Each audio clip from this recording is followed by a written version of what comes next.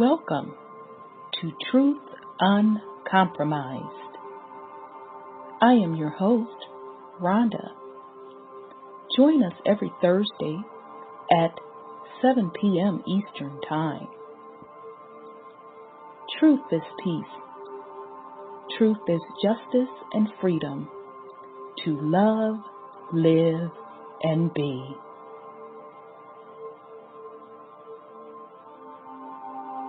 Music provided by SourceVibrations.com.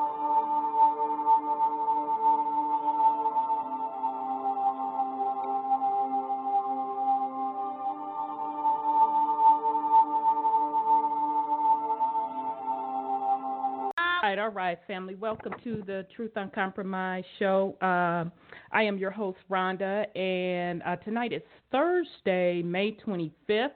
We have a great show planned for you tonight. The show is going to be about karma, the big payback, hence the James Brown intro tonight. So for you youngins, that is James Brown. Check out his music if you're not into him. He had one of the baddest bands. But believe it or not, karma, as we're going to discuss tonight, is actually much deeper than getting payback. So I really thoroughly enjoy doing the research for this particular show. I learned so much of what karma is. So we're going to go into that tonight, and I'm sure we'll get into some other stuff like we normally do. So, all right, let me look for, I thought I saw, there goes Brother Wendell, and I see Brother Sean. So here we go here. Let me bring on Brother Wendell. Hey, Brother Wendell, how you doing? Oh, shit, I'm like cabbage and tomatoes. Oh, that sounds good. I like some cabbage and tomatoes. Cabbage. Oh, I love me some cabbage, too. That sounds good. Yeah. Good for you. Good for you. Well, good hearing your good, voice. I reckon. Yeah, it's all right. Good. It's about as good as it's going to get for right now anyway. I know that's right. Well, I'm going to bring on Brother Sean because I want to talk about one thing, that fake-ass false flag. We got to just get that out real quick, and then before we get into the topic tonight. It seems like this flag just going up everywhere, ain't it? It's so straight disgusting. So let me bring on Brother Sean. We're going to chop it up on that for a good 10 minutes, and then we're going to jump into karma, the big payback. So here we go. Hey, Brother Sean, how you doing? Oh, I see Sis, too, so I'm going to bring her on, Sis Sandra. Hey, brother, how you doing? Greetings, beloved sister. I'm good. You had me over here doing the monorail listening to that payback. Look, let me tell you something. I had to stand up and get it in. Do you hear me? Since it was a 7-minute song, I didn't want to get it all the way in, and then my ass be huffing and puffing, but I was getting it in like they don't know nothing about this. That's right. How's it going, Brother Wendell? I'm good, bro. How you doing? I'm good.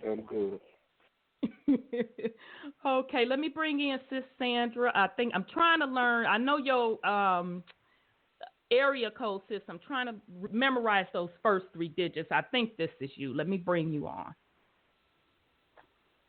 Peace and love, Sis. Okay. I'm getting there. How you doing, Sis? I'm doing good. I'm kind of running. I'm not going to stay with you all night because I have an engagement that came up. But I'm here. I love to talk about this false flag. So yeah, I can't overlook that since they spring it on us. So, I'm sure you all probably know by now because you have no other choice because they keep blasting it on over all the news, but that doggone Manchurian, what the hell was it? Monster? Whatever the hell the name of it was. Manchurian Candidate? Yeah, that's what I say, Manchurian candidate. Manchurian thing that jumped off where this gunman supposedly and allegedly at that little teeny bopper Ariana concert had started shooting and people got injured, woo, this, that, and the third. So before we even get into the false ass flag, we'll get into why it's a false ass flag. Let's start with the youngin' Ariana. Now, we did a show a couple of weeks ago on mind control. Okay? She is appears to me, now this is just my lowly opinion, she is one that fits one of those candidates that is MK Ultra. So if you go look up pictures of that baby, and I can't remember if she came through Disney or Nickelodeon. Can't remember which one she. Okay, Nickelodeon. I knew it was one of them. Okay, so that's a clue right there. That's clue number one. Okay, so clue number two, you watch the way that she dressed. I started seeing her in the leopard, the sex kitten outfit. You see pictures of her with the bunny ears, particularly like the Mickey Mouse ears. She's a grown-ass adult. So now she's being marketed as a sex kitten. And anytime you see that, you automatically know that they came through that MK Ultra mind control programming that they start them as a young child. And if I'm not mistaken, she has some sort of breakdown. Okay. And she's just now getting back on track. So all of that to me is classic indications that she's under some type of mind control program. So when I'm sorry, go ahead, sis. Her name is Ariana, which is for Spain, and of course Granada. So that's a signal to somebody like us, because they took us down in Spain. She has that handle of Ariana, which is for Spain, and Granada. Grande. Grande, right? Grande. Yes. So I'm sure, because when they ran us out of Granada and stuff like that, it was the English Isabella and Ferdinand that took us down. So here they are in England doing this, and I don't know if they're trying to give us a message, but it seems like they're trying to say something, because that her name represents something that's connected to us as a people group. At least that's what I. That's a good point. So let me put it out there to that message. Fuck your message. It's over. You're getting nothing. We don't give a damn what false flags you put out, any of that. It is over. It has been done.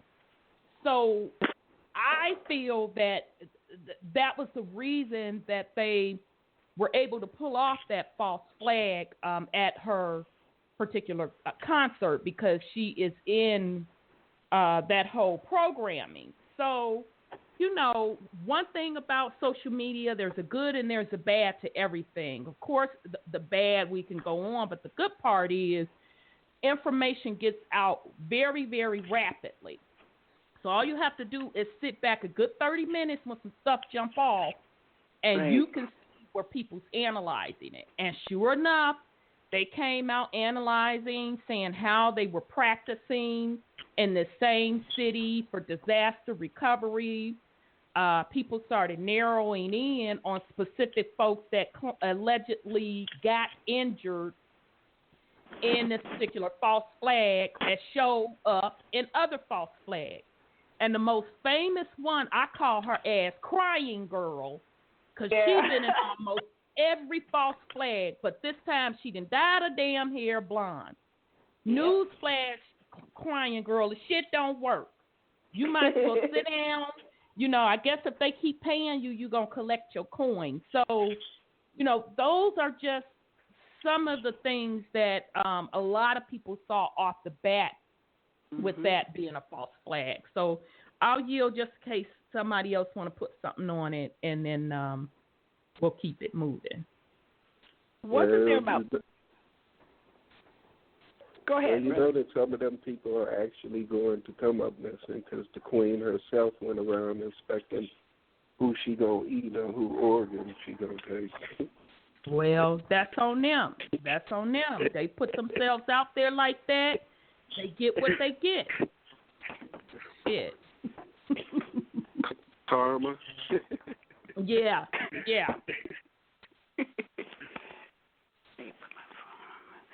Well, I was thinking about the fact there was no smoke in the room, there was no debris in the room, there was nothing to get the indication that there had been anything that actually happened. Because even in construction, you have debris and particles of dust floating around.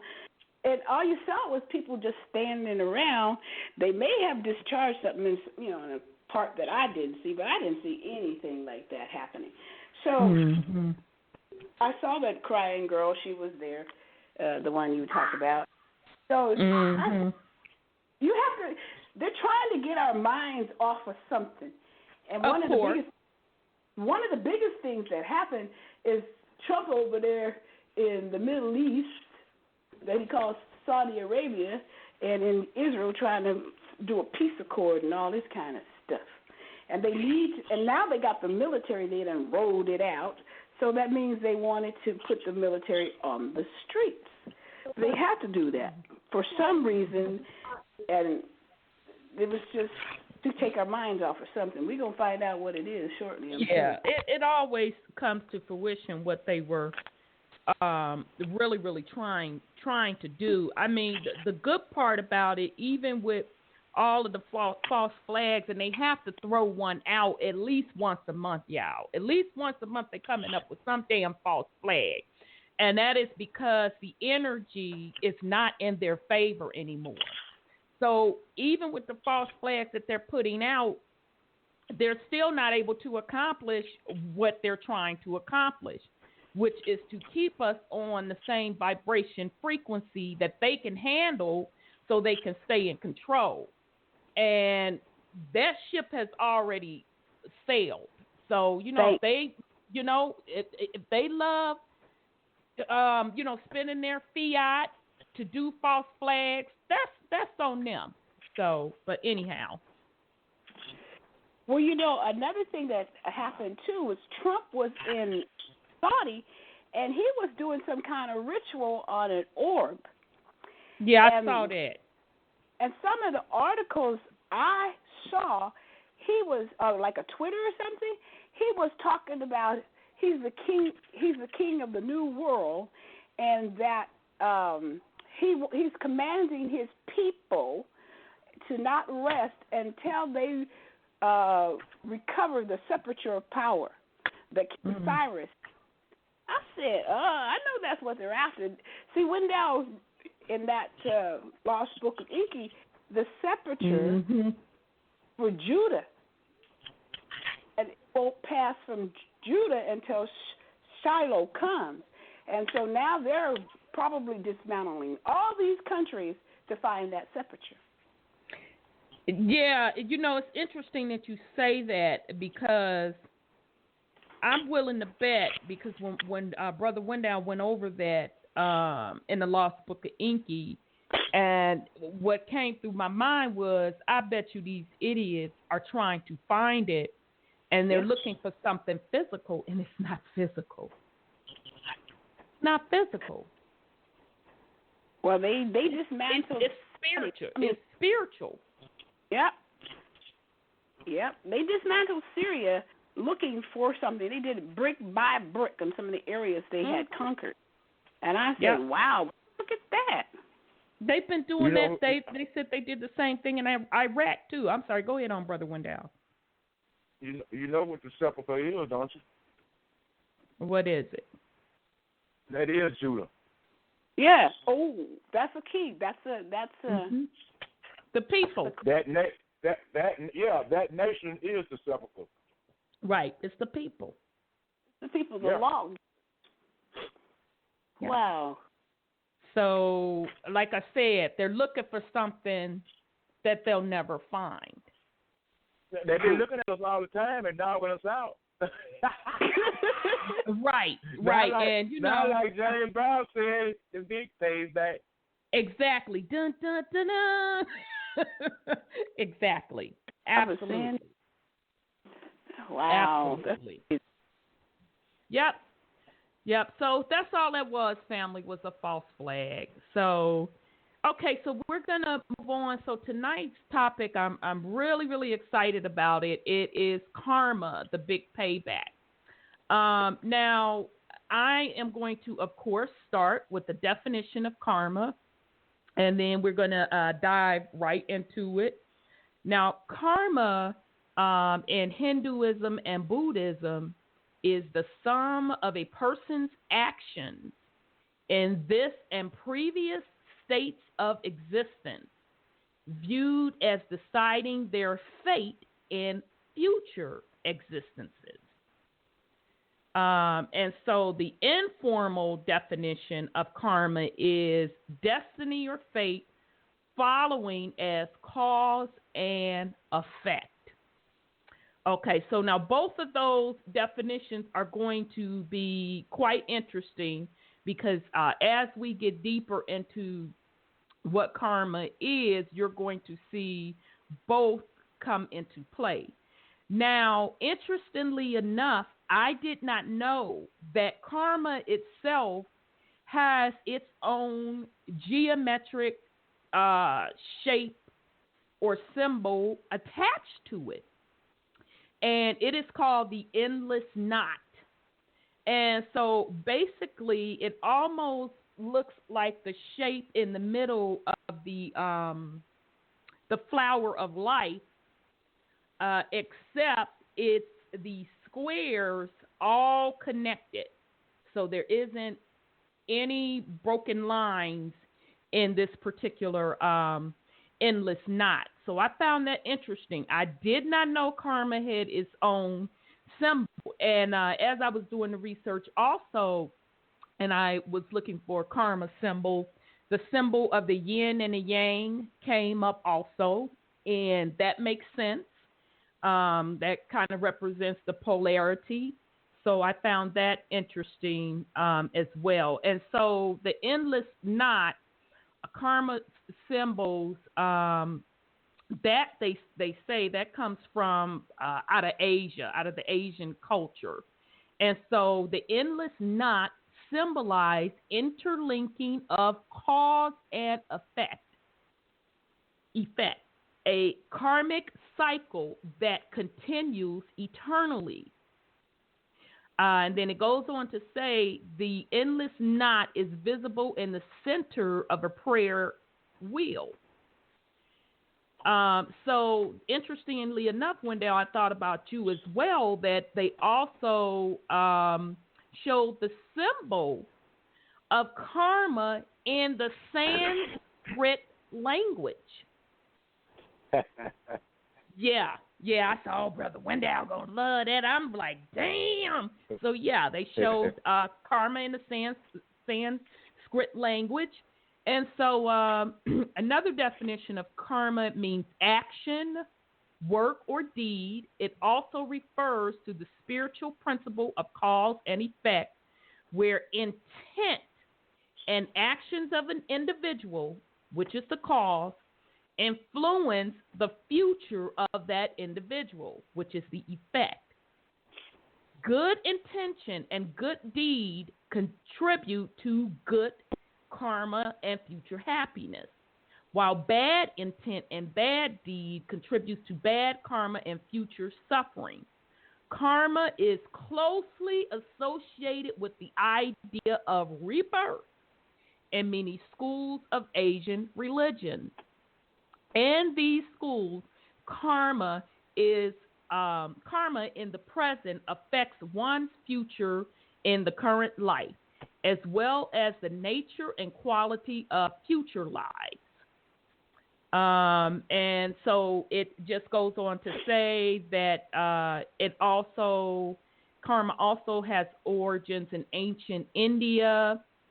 And we talked about that Hindu, Buddhism, Jainism, and I don't know what that Sikhism is, and Taoism. Okay. Let's see where we want to go from here. So before I go on, anybody want to put something on that definition or the endless knot?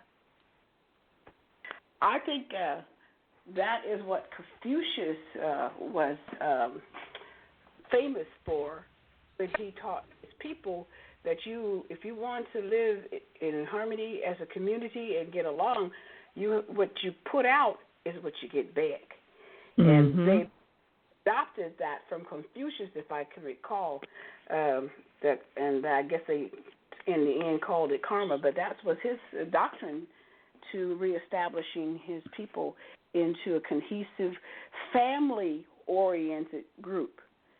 Mm-hmm. So the elders are very important, and you should always do family and make, give to your elders what you want to get back when you're older and all this kind of stuff. Right. Taught. Hey, I got a question. Sure thing. So could a rope with a noose on it be a replica of that? Good point. Good point. It very well could be, as long as the top of the rope or noose didn't have a break in it. It didn't have a break in it. It was tied to the tree. True. It was tied around the tree, right back onto itself, right? Yeah. Yeah. So that's actually a very good analogy. Give them enough rope to hang themselves. Yeah. Interesting. Very, very, very interesting concept.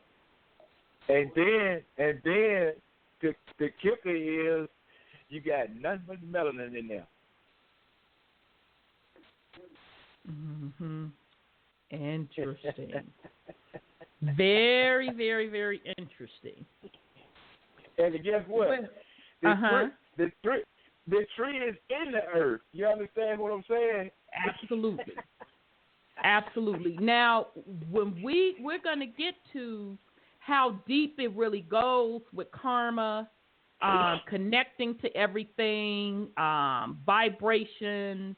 So hold that thought, Brother Wendell. So you're going into the territory where I definitely want to get. So karma. I'm sorry. Go ahead on, Brother Sean. I'm sorry. Go ahead. Well, I was looking at that knot as maybe like the infinity symbol, the infinite symbol. Yes. It's an endless very cycle. Good point. Mhm. Mhm. And it could also be that. Karma could also be viewed as a balance. Yes. Yes. And that's why it's also depicted as the yin and the yang. Mm-hmm. Which really they say is like a 6 and then a 9, but yep, very good point. Okay, so karma has its own set of laws, which kind of tripped me out. So really, the definition of karma, and as I was reading it above, really is also the law of cause and effect, EFFECT. Exactly. As you sow, so shall you reap. A lot of us have heard that, or you reap what you sow. Okay, this is also known as the law of cause and effect. Whatever we put out in the universe is what comes back to us. If what we want is happiness, peace, friendship, love, then we shall be happy, peaceful, loving, a friend. And then they also equate that to going into, and we're going to go a little deeper into it, the law of creation. Life just doesn't happen. It requires our participation. We are one with the universe, both inside and out. Whatever surrounds us gives us clues to our inner state. Be and do yourself. Do what you want to have in your life. So once again, when you hear karma, I know we always think about, that's the payback. What you put out will come back in, and that is absolutely correct. But on the scientific side of it, or metaphysics side of it, it's the law of cause and effect. So you do this, then this is what's going to happen. Now, I'm going to run through some other laws of karma, which I had no idea karma had its own set of laws. And some of these laws will cross over to universal laws. We'll go over that as well, so the family can be familiar with that. A lot of you are. Okay, the next one, the law of humility. What you refuse to accept will continue for you. If what we see is an enemy or someone with a character trait that we find to be negative, then we ourselves are not focused on the higher level of existence. So another definition is if we keep viewing something as an enemy or a person with a characteristic we believe is negative, then we begin to harbor that energy within us. Instead, put the awareness onto the self and understand that everyone is just their own unique journey. Holding on to anger is like drinking poison and expecting the other person to die. So that's a quote from Buddha. So that's another one of the laws. That's the law of humility that are a part of the laws of karma. The law of growth. Wherever you go, there you are. For us to grow in spirit, it is who must change. It is we who must change and not the people. So let me say that again. Wherever you go, there you are. For us to grow in spirit, it is we who must change and not the people, places, or things around us. The only given we have in our lives is ourselves. And that is the only factor we have control over. When we change who and what we are within, our heart, our life change too. So another definition of the law of growth, which is also a part of the laws of karma, in order to grow in spirit, we must first become conscious of our thoughts. We've talked about that for going on 2 months now, how powerful thoughts are. We only have control over ourselves, what we think and what we feel. Nobody can make us feel a certain way unless we allow them to. When we change who we are within, our heart, mind, and everything around us will change too. And I'm getting these definitions off of a website called foreverconsciousness.com, and this is under the 12 karmic laws we should be following. Okay, so the law of creation. We are all one in the universe, but we must be active participants and makers of our own destiny. Things don't simply just happen. We must put our energy out there to bring them to us. Our surroundings are always clues to our inner state. If your surroundings don't reflect what you wish to see, first make the change internally in order to reach the external change.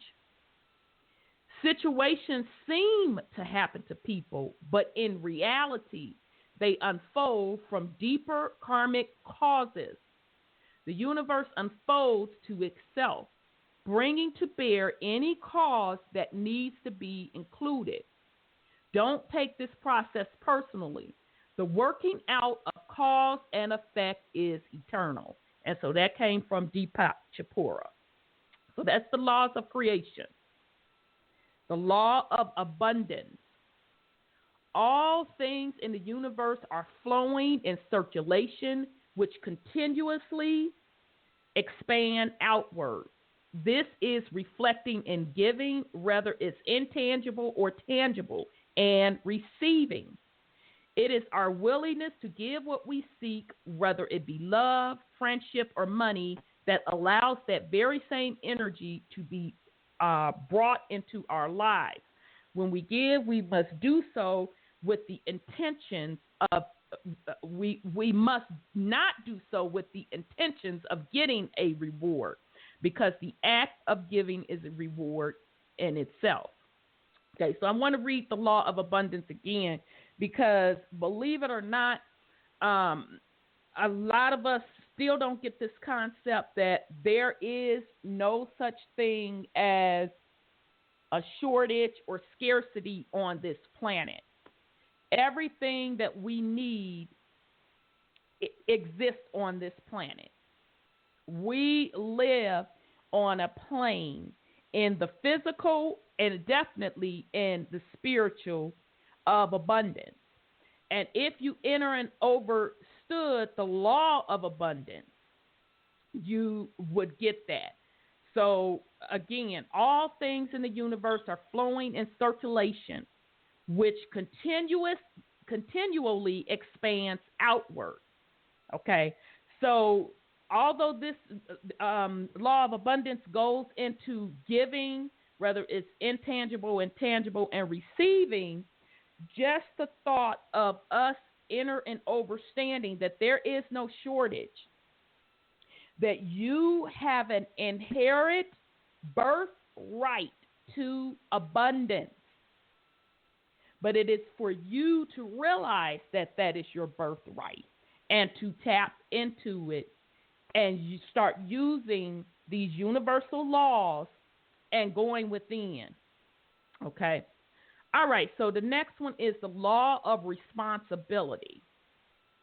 Whenever there is something wrong, there is something wrong in us. We mirror what surrounds us, and what surrounds us mirrors us. We must take responsibility for what is in our life.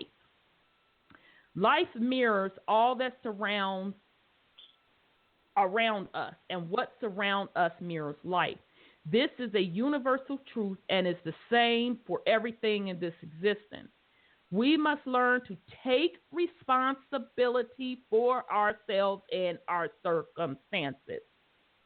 Things are neither good or bad. These are just the labels that we put on them. Everything that happens to us happens in order to help us grow, and we must take responsibility in order to get there. So, I know that what I have discovered, and this even goes for me on a personal level, instead of getting in the poor me pity party, I always have to take inventory of, what part I played in the situation, or how and why. What action did I do? What cause did I do to get this particular effect? That is the same thing with the melanated people that I see. Some of us as a collective are stuck because we want to put our problem on the quote, the white man per se. Okay. What about the responsibility that each individual has first to themselves? And I see a lot of that still going on in our community, whether it be people not into spirituality and people that claim they're into spirituality, specifically the conscious community. I don't hear a lot about folks taking stock or responsibility for what is going on in their individual lives, what is going on in our particular community. So that, to me, that is a huge one right there, the law of responsibility with our people. Okay, the law of connection. Even if something we do seems inconsequential, it is very important that it gets done, as everything in the universe is connected. Each step leads to the next step, and so forth and so on. Someone must do the initial work to get a job done. Neither the first step nor the last are of greater significance. They were both needed to accomplish the task. Past, present, future, they are all connected. We must take one step to reach the next, but every step is just as important as the last. It is not the end product, but the entire journey that makes up an experience. Our past, our present, and our future are all connected. Just as everyone and everything in this universe is connected, and the only way to find that connection is to be present. Being present is being connected to all things. Okay, so that is the law of connection within the laws of karma. The law of focus. You can't think of two things at the same time. When our focus is on spiritual values, it is impossible for us to have lower thoughts such as greed and anger.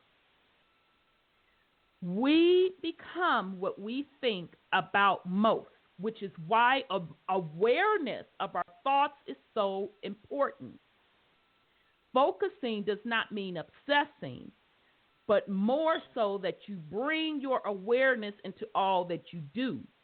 By focusing on the negative, you attract more negative into your life, just the same as when you focus on the positive. By having an awareness of what you focus on, you can begin to shift your experience and create more abundance. So that kind of goes hand in hand as we were talking about being the creator of your own universe. All right, that's the law of focus. The next law under karmic laws, the law of giving and hospitality. If you believe something to be true, then sometime in your life you will be called upon to demonstrate that truth. Now, this hit me like a thunder. If you believe something to be true, then sometime in your life you will be called upon to demonstrate that truth. Here is where we put what we say that we have learned into practice. Okay. I know I've personally been tested with that several times. Okay. The law of here and now. Looking back to examine what was prevents us from being totally in the here and now. Old thoughts and old patterns of behavior, old dreams prevent us from having new ones. So that's the law of here and now. And I also equate that to the law of presence. It's also called the law of presence. When we focus only on the past or the future instead of the present, we prevent ourselves from being in the here and now. Being present is the only way we can reach consciousness, and being trapped in our past or worried about the future keeps us locked into old behaviors and old dreams. So that's the law of presence / the law of here and now. The law of change. History repeats itself until we learn the lessons that we need to change our past. The law of change. We must use our experiences in order to grow and evolve. History has a funny way of repeating itself until we learn the lessons that is being presented to us. Sometimes when we change, feels like it is thrust upon us. We must be unattached and free of the ego to know how to manage and cope with the new experience. If we don't change, we don't grow. If we don't grow, we aren't really living. And that was a quote by somebody named Gayle Sheehy. That's the law of change. The law of patience and reward. and I think Brother Sean, you posted something today about the law of patience. The law of patience and reward. All rewards require initial toil. Rewards of lasting value require patience and persistent toil. True joy follows doing what we're supposed to be doing and waiting. Okay, so that kind of goes back to what we talked about when we talked about what is your life's purpose. So true joy follows doing what we're supposed to be doing and waiting for the reward to come in its own time. When we begin to take stock over our thoughts and shift our attitude in life, things do change for the better, but always in their own time. We must trust the universe whose timing is always divine. In order to experience true joy, one must be in the moment and enjoying the flow of life rather than hanging on for the end reward. So that's the law of patience and reward. Okay, so we're almost through it. Yeah, we have a couple more laws of karma. Okay, the law of significance and inspiration. You get back from something, whatever you're putting into it, the value of something is a direct result of the energy and intent that it's put into it. Contribution. Every personal contribution is also a contribution to the whole. Lackluster contributions have no impact on the whole or work to diminish it. Loving contributions lift up and inspire the whole. So I really, really love this particular law because I've talked about this several times when people say our people need to wake up. Every personal contribution is also a contribution to the whole. Lackluster contributions have no impact on the whole or work to diminish it.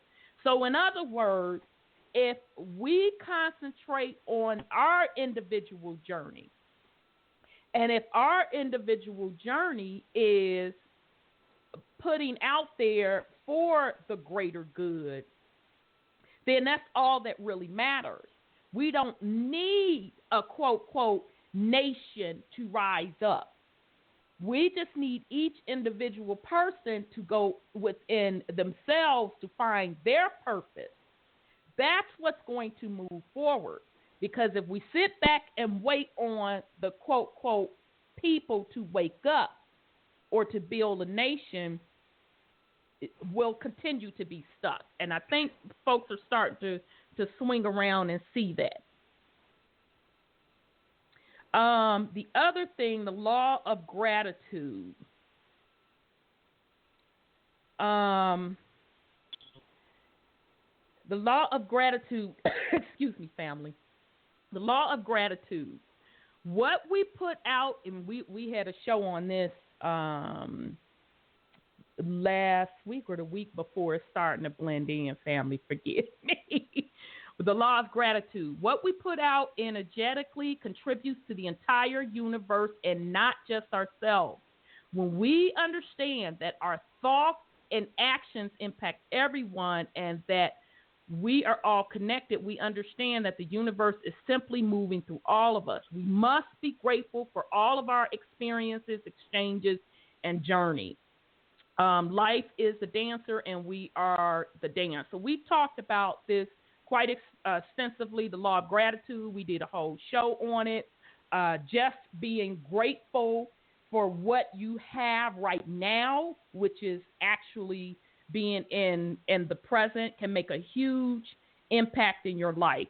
So I was very, very surprised to see gratitude show up as a part of the laws of karma. Okay, so the last one is the law of forgiveness. So I have an excellent video about the law of forgiveness, and I say that. Let me look for it to make sure I have it. that it's not that long, if I remember it correctly. And if anybody want to put anything on anything I said, go right ahead as I look for this video to make sure I have it. Okay. Like the law of cause and effect. That's something that can happen instantaneously. Like, if you slap somebody, it's quite possible you getting slapped right back at that moment. Right. Whereas with karma, I see that most people are expecting something to happen right away, or they get frustrated and impatient when something's not happening in the time that they believe that it should happen. Mm-hmm. So that's crossing several of the laws within it: patience, gratitude. Yeah. I mean, it's just so deep and so many levels to it.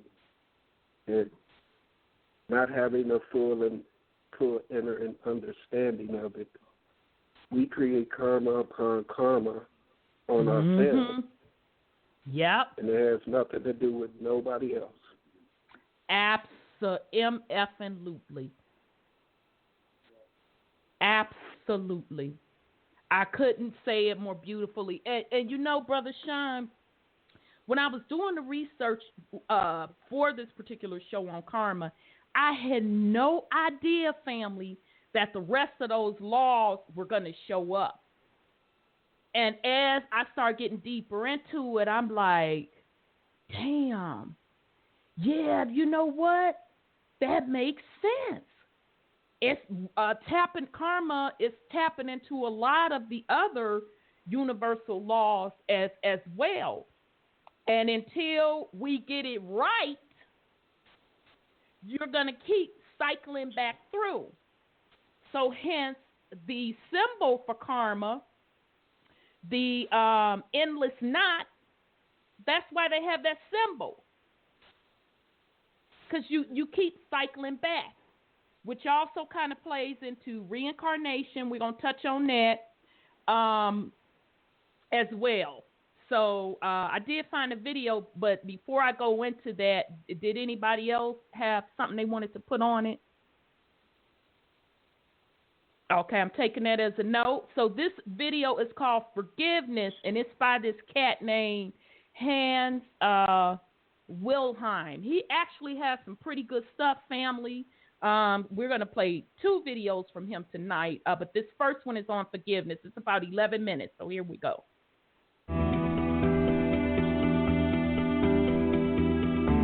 Hi, I'm Hans Wilhelm, and in this video in the Life Explained series I will talk about forgiveness.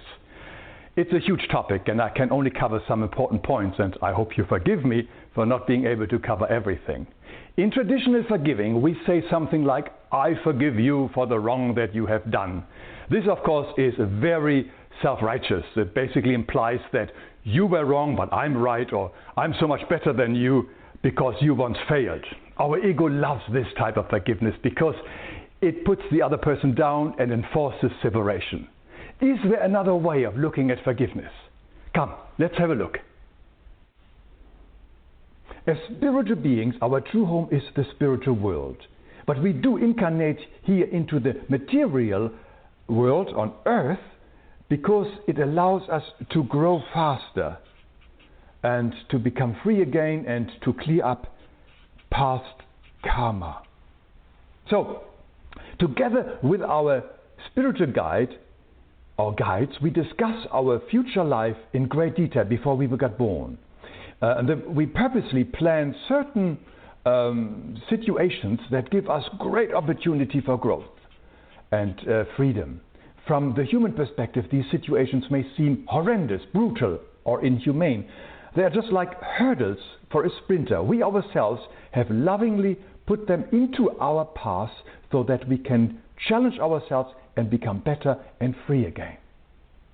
As a matter of fact, very often loving spiritual beings have agreed to incarnate with us into this world at the same time to provide us with these difficult situations for our good. They do this out of love for us.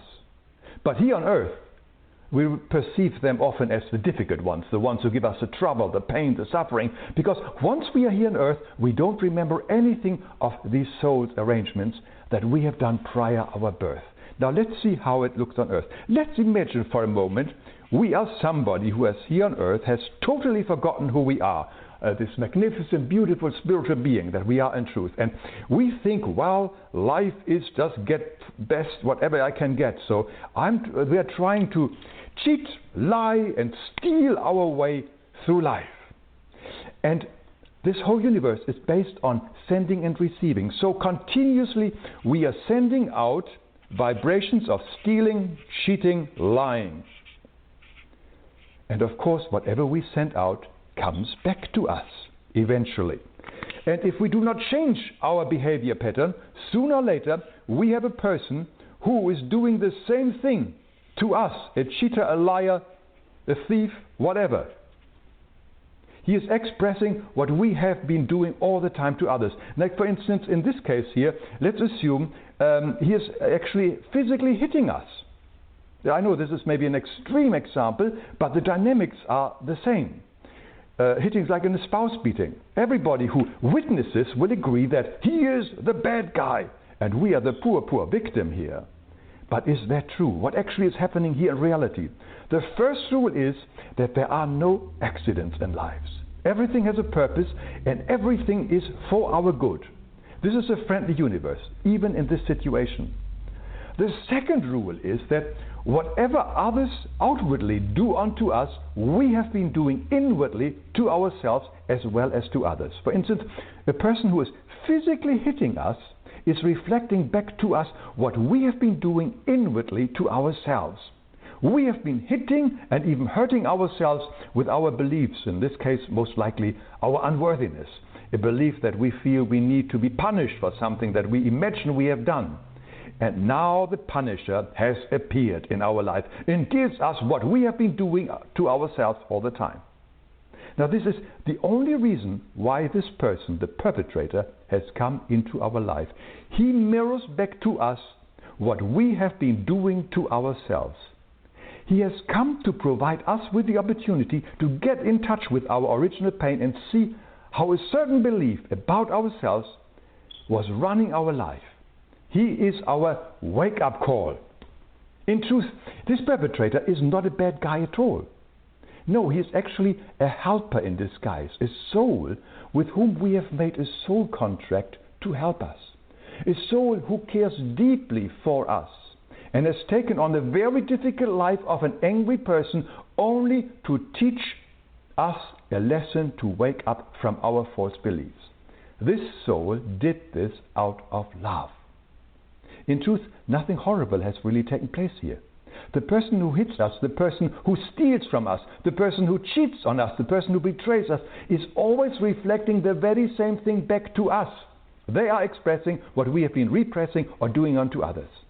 Life always gives us many warnings beforehand, but if we don't recognize these warning signals and don't change, these people will come into our life and help us to realize the damage that we are doing to ourselves and others. In truth, they are our Savior. They're here to help us. It's all about us and our distorted view of ourselves and the world. So, is forgiving such a person the right response? Strictly speaking, not. Thanking that person would be a far more appropriate action. He deserves our deep gratitude. So the first step here for us is to allow this new understanding, this new concept of the situation sink into our mind and into our heart. It might be very difficult at first because it is so new for most of us. But once we understand that the outer situation is nothing but a reflection of what goes on within us, we may be open to this new way of looking. Once we have totally grasped the reality of this situation, we will feel a noticeable shift in us. It may not be a total forgiving yet, but we are on our way, and God will do the rest for us if we surrender our control to Him. Then usually something remarkable will take place. The other person will drop his old behavior almost instantly, or he will vanish from our life. His purpose and his contract are fulfilled. He has woken us up from our own nightmare. He no longer is needed, at least not in a role as a perpetrator. He now can become the loving husband or the loving wife or whatever. Amazing how everything shifts when we look at situation with a deeper understanding. The understanding we had prior our incarnation. We knew this was going to happen. If you like to explore this further, I strongly recommend a wonderful book and website that can guide you further. The book is called Radical Forgiveness by Colin Tipping, with an easy step-by-step program. This is groundbreaking work. On Colin Tipping's website, you will find videos and worksheets to get started. Now, why do so many people find it difficult to forgive another? Firstly, of course, in our society, we are trained to believe in perpetrators and victims. In truth, there are no victims, ever. This may be very unsettling for many, particularly for those who believe in victimization of a whole group of people, like nations or religions. The problem with remaining a victim is that we give all our own power away. Forgiving itself is easy, but not the willingness to forgive. For instance, our identity might be connected to the abuser, like everybody knows I hate my evil ex-spouse, my nasty co-worker, my horrible parents. And if we suddenly forgave them, what will others think of us? Who are we then? So we often hold on to the old grudges because our ego loves to keep us unhappy. People often hold on to grudges because it helps them to avoid loneliness. Yes, that's true. They think about the enemies. They feel connected to them. It makes them feel less lonely. Crazy, but true. Maxwell Maltz points out that we find it difficult to forgive only because we like our sense of condemnation. As long as we can condemn another, we can feel superior to him. By not forgiving, we want to hold on to the other as a prisoner. But a prison needs a warden. And who would that be? Us, of course. Basically, we are now both in prison. One as a prisoner and the other one as a warden. Not forgiving also means that we want to hold on the speed down, the speed of change, the speed of development. You see, when we forgive, something amazing happens. Life begins to move more rapidly because we are suddenly free again. And that can be very scary for some. Not wanting to forgive is like taking poison and hoping someone else is going to die. Forgiveness is not something that we give to another. We give it to ourselves. We are the ones who need to be freed, not the other person. We have to forgive ourselves for not having seen the other person as a perfect expression of love, just like you and me. We have to forgive ourselves for having temporarily been blinded by our fearful ego that only identifies with our body's needs and status. In truth, all forgiveness is always self-forgiveness. Now, I know this is a lot to think about. It is contrary to what the world and our religion teach us, but listen to your heart and see if this makes sense to you. Now, the rules are slightly different when we have wronged somebody. Let's imagine here is somebody whom we have hurt, we have stolen from, we have cheated, we have lied to, whatever it's done, something horrible. Naturally, we cannot assume that this person we have hurt knows about the underlying perfection of everything. He most likely will be very upset and angry with us. And we have to go to him and ask him for forgiveness and offer to make amends. For as long as we are not forgiven by the other person, we are spiritually bound to that soul, sometimes for many, many lifetimes. But forgiveness and making amends sets us free. Wow, this is a lot. I like to conclude with a quote by Gandhi. The weak never forgive. Forgiveness is the attribute of the strong. All right, family. So that was about forgiveness explained by Hans Wilhelm, and excuse me, that is off of his YouTube channel called Hans Wilhelm. Now, what I particularly got out of that was very, very powerful, and I see you 504. I'm coming to you in just a second.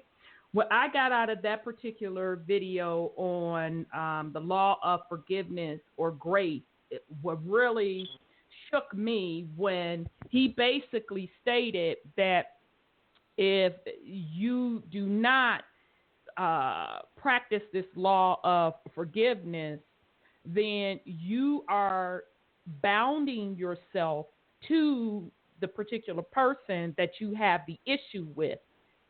And, some can hold on to that for this lifetime, and then the shit just cycles back around to the next lifetime.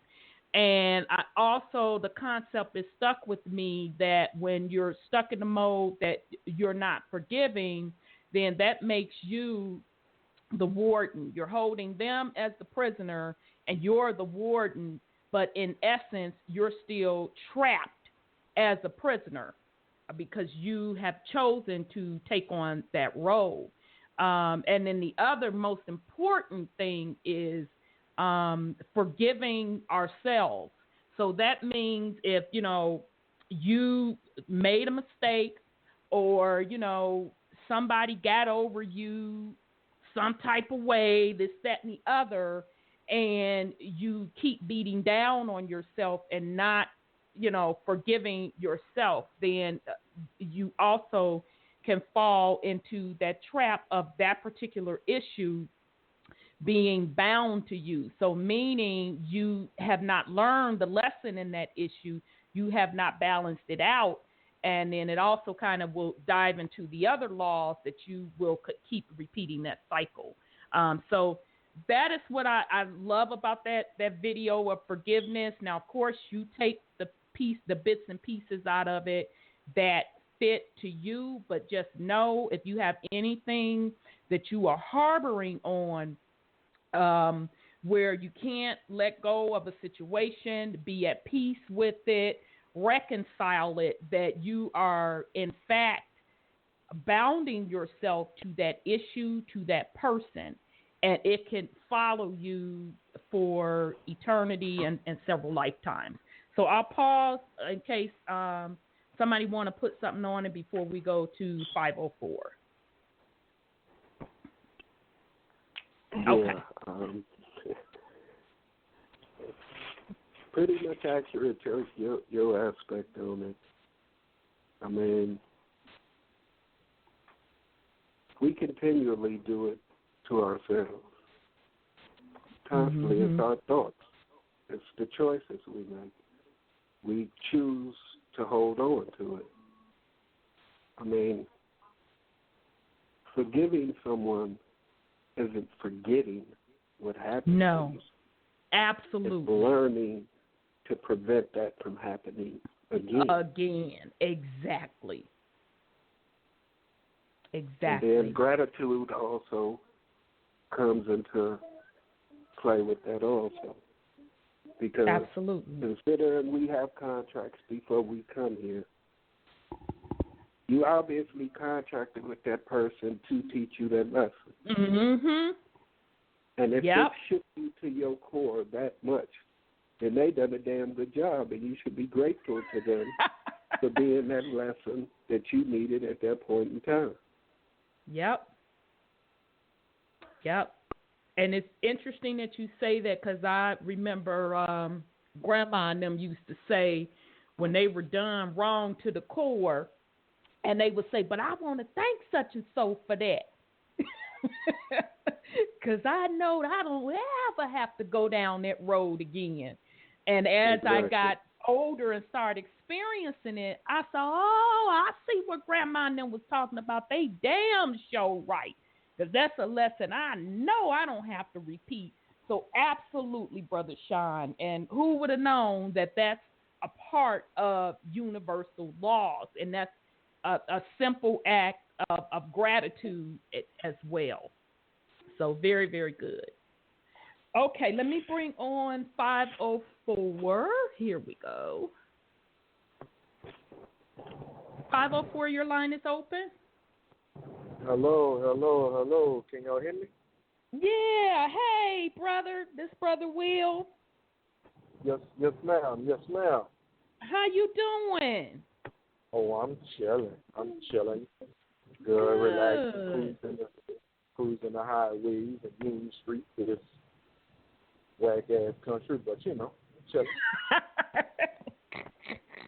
Well, it's a good thing. I'm glad to hear your voice. I've been seeing you making some moves. You putting some hell of a videos out there, actually kind of on the same track and subject that I've been talking about, kind of, you know, the universal laws and going within self. And I'm like, wow, that's a very good job, brother. It's crazy. But thank you. It's crazy that you're talking about the karma thing.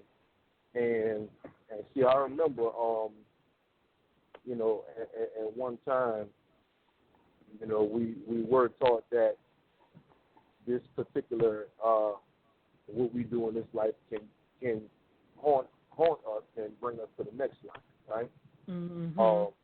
And it's crazy because that's what I thought for a while until I actually got a chance to sit at the feet of the ancestors and had conversations with them, and to find out that there's actually consequences and repercussions when you transition for the things you did. So in actuality, your karma happens as soon as you transition. Okay? And matter of fact, I'll tell you how crazy it is. They're actually showing it in the show American God. Everybody keeps talking about that. I got to get up on that. Yeah. However, and they're actually showing the whole Anubis weighing the heart against the feather thing. They're showing it. You know, which you know, that's metaphysical. Right.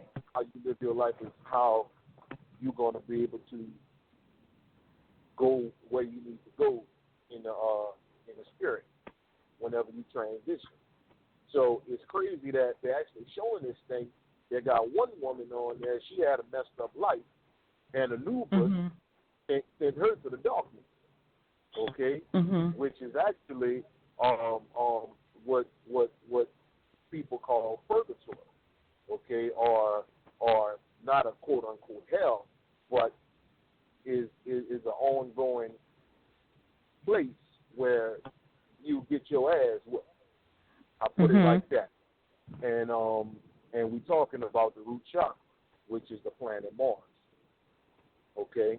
And once again, it's crazy that all of these movies are starting with that whole concept of Mars. Okay, being a root chakra. In the movie Get Out, it started off in a root chakra with them in a burning car. In the movie X-Men, Logan, okay, it started off with him. You see him pulling a switch, and the switch turns on a red light, and it says Mars, okay, which is the root chakra. The root chakra is red. Then you got another movie called Space Between Us, okay, another movie talking about this kid that's born on Mars, and he has to work his way up the chakras, which are the planets, okay. So that, you know, that the whole karma thing is us. You laid it out there perfect. You know, my man Sean laid it out there perfect. You know, is already there. I mean, we can put out examples like this, right? You have your kingpin, okay, your so-called drug lord, okay, he's the man for 20, 30 years. Next thing you know, for poisoning people for so long, okay, next thing you know, he's going to jail for life, or if there's a mafia cat, he come down with some nasty illness, some kind of filthy disease, and if there's some kind of black dude, you know, he either gets shot up and killed, or he becomes some kind of a snitch, okay, i.e. Nicky Barnes, and the whole world hates it. So you get your issue, regardless of if we think it happened or not. You know, even the killers in the hood. You know, I actually in New Orleans, I ran across a couple of them. And one cat, you know, he's in his 50s now. You know, he's been out the streets. But it's crazy because his grandson was the one who caught his karma. See, it can flip now on that's interesting. That's yep, I'm love. glad you brought that up. You know, so he was all broke up about that a couple of years back. You know, I didn't understand it, but now I do. I'm like, okay, wow. You know, because that was his pride and joy. You know, the dude wasn't even in the streets like that, but that's how it happened. Yep.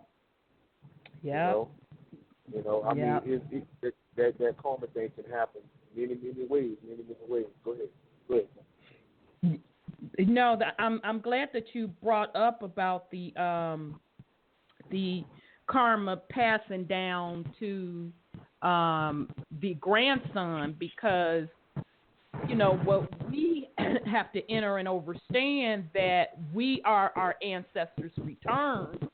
What that really means is that it's embedded in our DNA.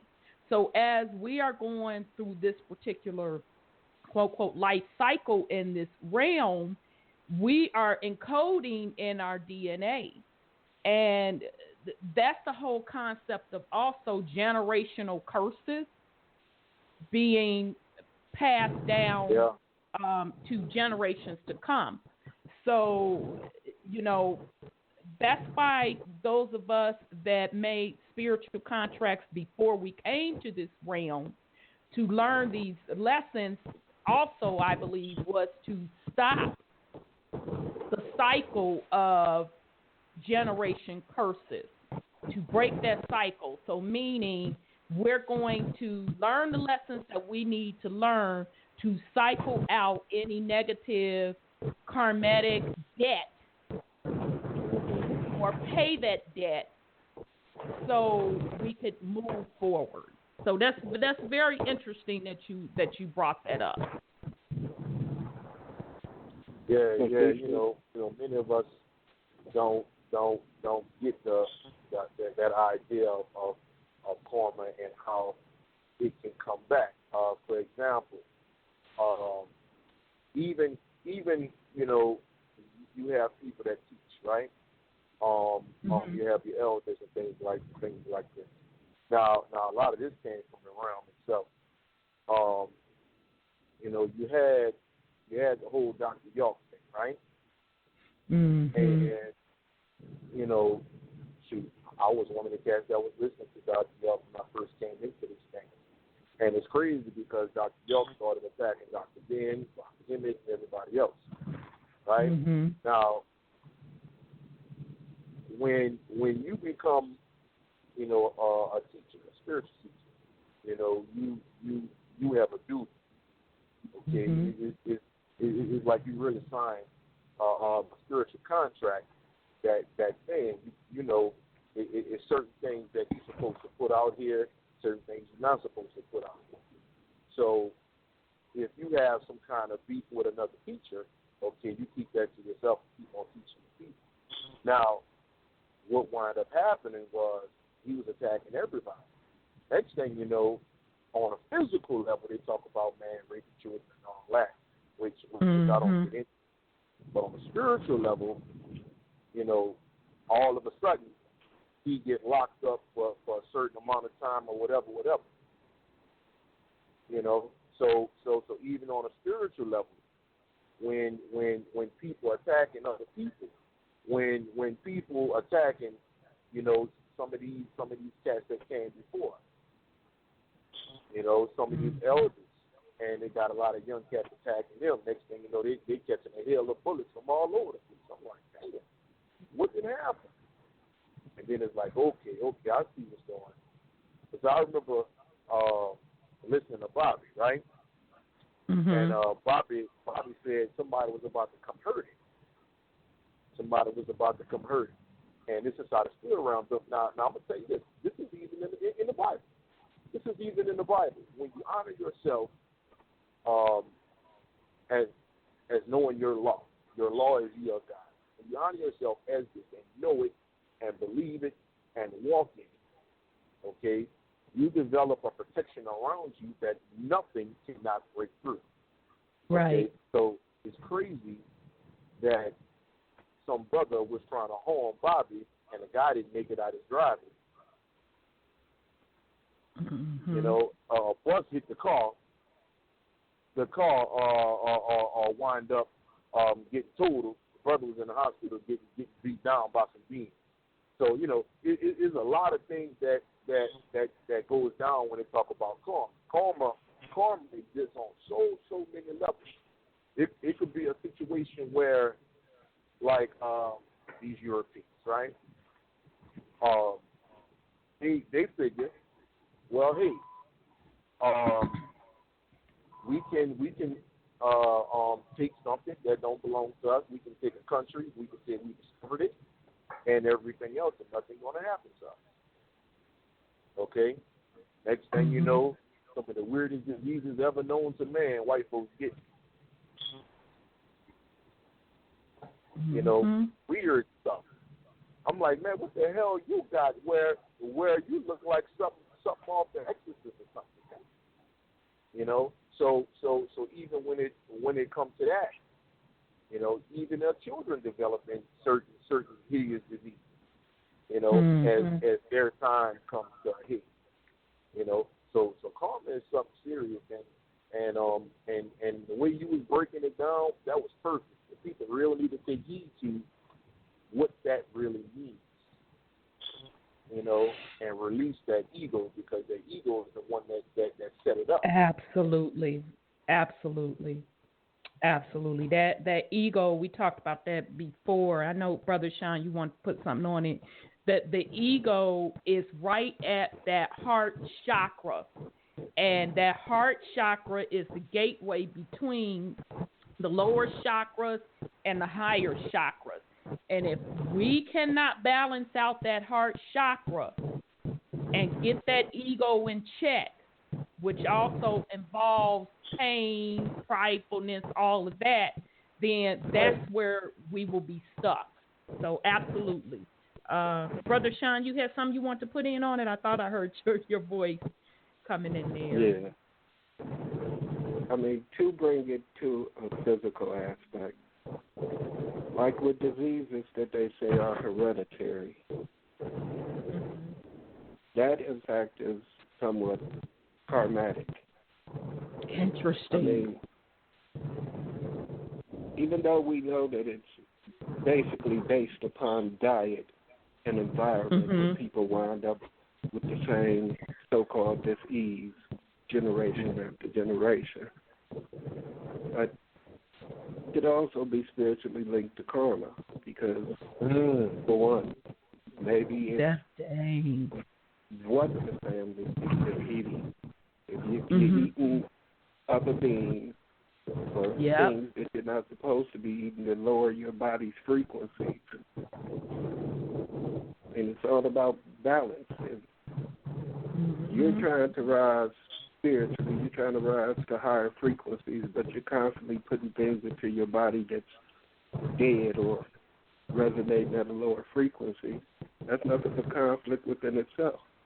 That's the right ground that's ripe for disease or illness. And that even kind of goes back to what we talked about. I can't think if it was last week we talked about gratitude, but when we talked about the simple fact of before we consume something, to even, number one, if let's say it is an animal, and I learned this from a very, very good friend of mine, a dear friend of mine. She made me realize this. You know, are you thanking the animal? Are you apologizing to the animal for any suffering the animal may have had? But then you're also thanking the animal for the sacrifice for you to be consuming the animal. You know, showing gratitude towards this animal. You know, most folk, and especially in the melanated community, when we get ready to throw down on some food, and I'm going to even go as far to say I don't give a damn if it's salad, vegan, pig feet, none of that. They turn around and thank Allah, Jesus, them, everybody else, but the actual substance itself, that whether it be the salad, the tofu you finna eat, or them pig feet. They don't thank the substance itself. They don't thank the sun for helping generate the substance. They don't thank Mama Earth for allowing the substance to roam on this planet. No type of gratitude whatsoever. And we expect these elements to do our body good. I don't give a shit if you are eating salad. If you can't show gratitude to the simple things that are supposed to be benefiting you, then why the hell should they benefit you? Why should you get any nutrition value out of it? But that's a very good point, Brother Sean. Very good point. Mm-hmm. You know what's crazy? If you don't mind me add something to that? Absolutely. Go ahead, brother. And you know, not only the food is what we see and hear as well that can bring our body to a good speed. Is no coincidence that there is no R&B music today, which used to put on certain music and you can heal yourself through the music. I go on a meditation, and I tell everybody I go on a meditation listening to Billy Ball, and Mrs. Jones. So, is certain tones, certain frequencies in that particular music that can also help the body in a positive way or negative. Absolutely. How you got mumble rap today, and you don't even understand what's being put in your inner ear melanin. Mm-hmm. Okay? You're actually destroying your connection to your pineal, which your pineal is connected to the inner ear melanin. Absolutely. So, very, very powerful. What we see and hear, poison. I ran across a video that Assist posted, and I'll play it for you next week because I have to process it. And the gist of the video talks about everything is vibration, or i.e. Mathematics. So that's mathematics on the metaphysics side, the scientific side, and then vibrations on the metaphysics spiritual side. So in other words, and I'm going to get that video and play it next week because a Caucasian man broke the shit down very, very well. In other words, of course, we know that sound is vibration, okay? But even the sound that we are emitting has a certain mathematic number associated with it, okay? So anybody that knows anything about Hertz's, 528, et cetera, you know where I'm going with this.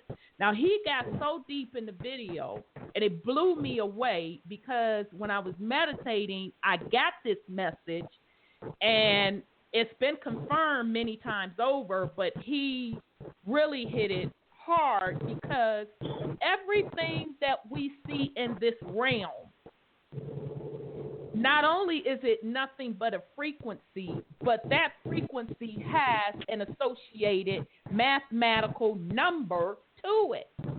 So in other words, the apple is red because there is an associated mathematical number that makes it red. Okay? Yeah.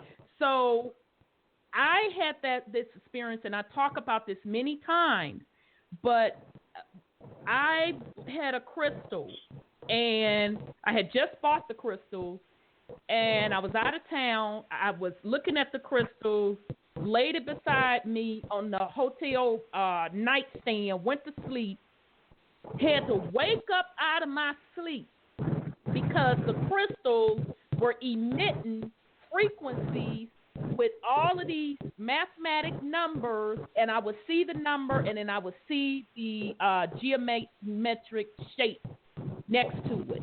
And it just kept going off crazy. And I knew, I said, doggone it, it's that crystal. those crystals rather, because I had a bunch of them lumped together, and I had to get up and move it. So this whole entire realm, everything that we see, everything that we hear, everything that we touch is vibration. And until we learn that and learn to live by the universal laws and stop living by what the hell some man said or what some group said, you're going to keep looping and never finding what you're supposed to be doing, fulfilling your spiritual soul contract. So, very good point, Brother Will. Crazy talking about those numbers. They showed that to you, though. You know, come straight out the mind of a black woman. The Matrix. When Neo found his Christ self on the end of that movie, he saw the world in numbers. Yes. So, you know, you go back and watch the end of that movie, it's some powerful stuff. Absolutely. You know? Absolutely. Well, Brother Will, I do want to thank you. I know you and I had a conversation. We had a great conversation, and, you know, I shared that with the family, what, you know, at a high level of what we talked about. And I also told them how I was so proud of you that when we spoke, it wasn't nothing about no anger or no blame game. You conducted yourself as a man. You stood as a man, took what I said in, and you kept it moving. So I do want to give respect where respect is due. I see you making moves, you know, to keep putting out there how folks need to do the work themselves, go within themselves, and not depend on anybody. So I want to tell you thank you and give you mad respect for handling things in an adult way, because that's how we're supposed to handle each other. You got a problem with somebody, it's supposed to be a one-on-one conversation. So I do want to thank you for that, brother. Thank you. I appreciate it. Really good. Really good. Okay. Well, don't be a stranger, my dear. You definitely come back and join us. I could either leave your mic open. You could join us for the rest of the show, or I could put you back on mute. I don't know if you have other things to do. It's totally up to you. Hey, look. Hey, shoot. I appreciate it. Shoot. I just listen on it. Okay. Well, just hit me up if you want to put something on it. I'm going to put you on mute, so just hit me up if you want to jump back in. Okay, cool. Okay, peace and love, brother. Peace and love. Appreciate you. Peace and love, Brother Will. Peace, man. Okay. All right, family. So what I want to do is the same cat, Hans. Now, this next clip, he was really, really hard hitting with this because he discussed how karma works. Now, this going to blow some of y'all wig back. Some of it we already knew, but the way he puts it all together, I'm like, okay, this cat is on to something. So this is by the same man. His name is Hans Wilhelm, and the name of the video is How Karma Works. So let me find it. Let me see. Okay, here we go. And this is a short one. It's only 9 minutes, so here we go.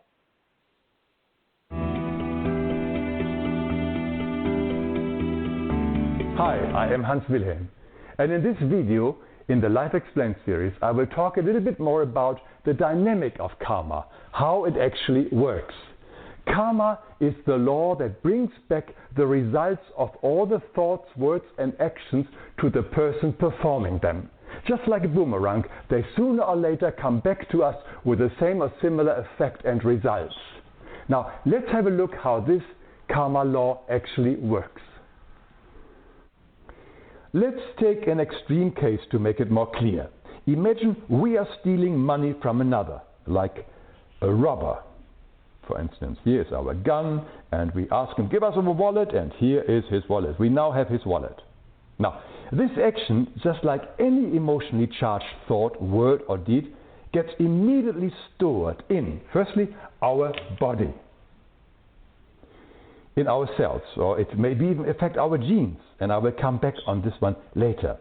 Our soul, which is sort of inside our body, it stores it just like a computer. The Akashi records. These are the Akashi records.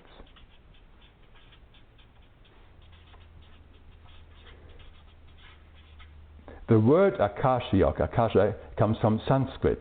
It means sky, space, or ether. It's just like a corona around our planet that stores all thoughts, emotions, and actions of mankind. Many psychics like Edgar Cayce and others could read these records and help people. And most of all, our action is also stored in the spiritual and semi-spiritual and material planets of similar vibration.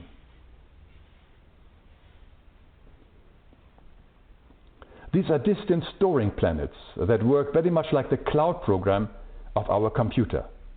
And finally, of course, our action is also stored in the soul of the person we have harmed.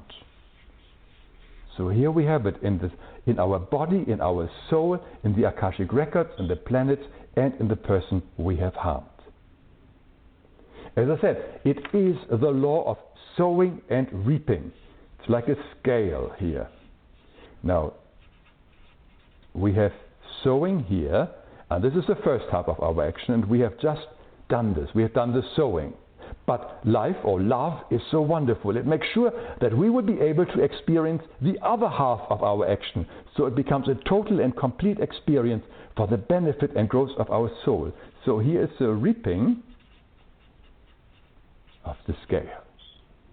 Because only when we experience the whole cycle will we fully grasp the effects of our actions. Now imagine some time has passed and here we are again. A little full and richer because we have stolen this guy's money. And here we are.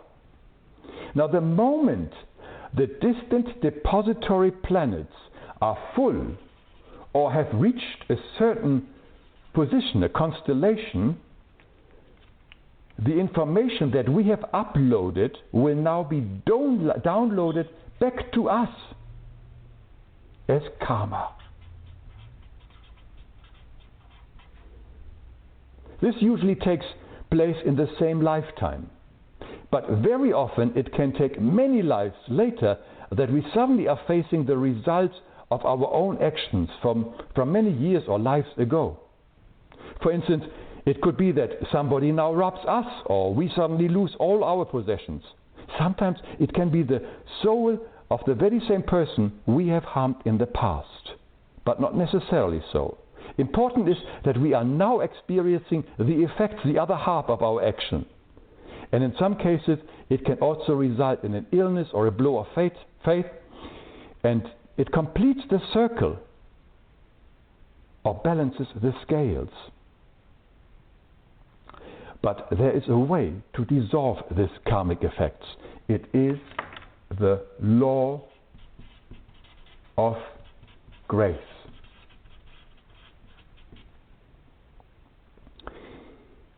Also meaning the path of forgiveness. The law of grace requires us to open our hearts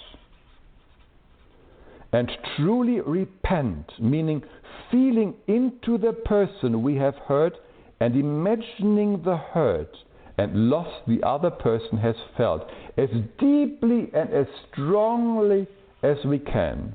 We want to make sure that the strong feelings of remorse are stored in our soul and body, so that if we are ever tempted to do a similar crime in the future, we will remember the pain that we have inflicted and hopefully not commit it again. Forgiveness also means that we have to go to the person and ask for forgiveness and offer to make amends. Only when the other person has truly and fully forgiven us and accepted our offer of amends, will it be possible that the karma is dissolved? This is the law of grace. But this only works if we also change our behavior and no longer commit such crimes. It is the same grace, mercy, compassion, and forgiveness that we must give to anybody who we think has trespassed against us or hurt us. Now, if the other person or soul has not forgiven us, we are bound to that person, like with a big iron chain, for as long as it takes him to forgive us. It can take hundreds of years, and therefore forgiveness and to forgive is so important. You may want to check out my videos on forgiveness. Now, remember what I said earlier, that our actions are also stored in our bodies, in our genes to be precise. Why? Because our offspring will now carry this information also in their genes. It most likely will not affect them, but it will become important when we are ready to incarnate again and need a physical body that vibrates closest to our soul vibration. And voila, here is the little baby, the physical body of a baby that has the same genes that we ourselves have sown long, long time ago. Amazing how the cycle closes again. I'm always at awe about the perfection of the spiritual laws and how they all are here to serve us. By the way, some of this information that I have shared here with you comes from the amazing teachings of Gabriele von Würzburg, who has deepened my understanding on the subject with her incredible insights. And if you want to know more about her work, you can go to this website. Her work has been translated into many languages.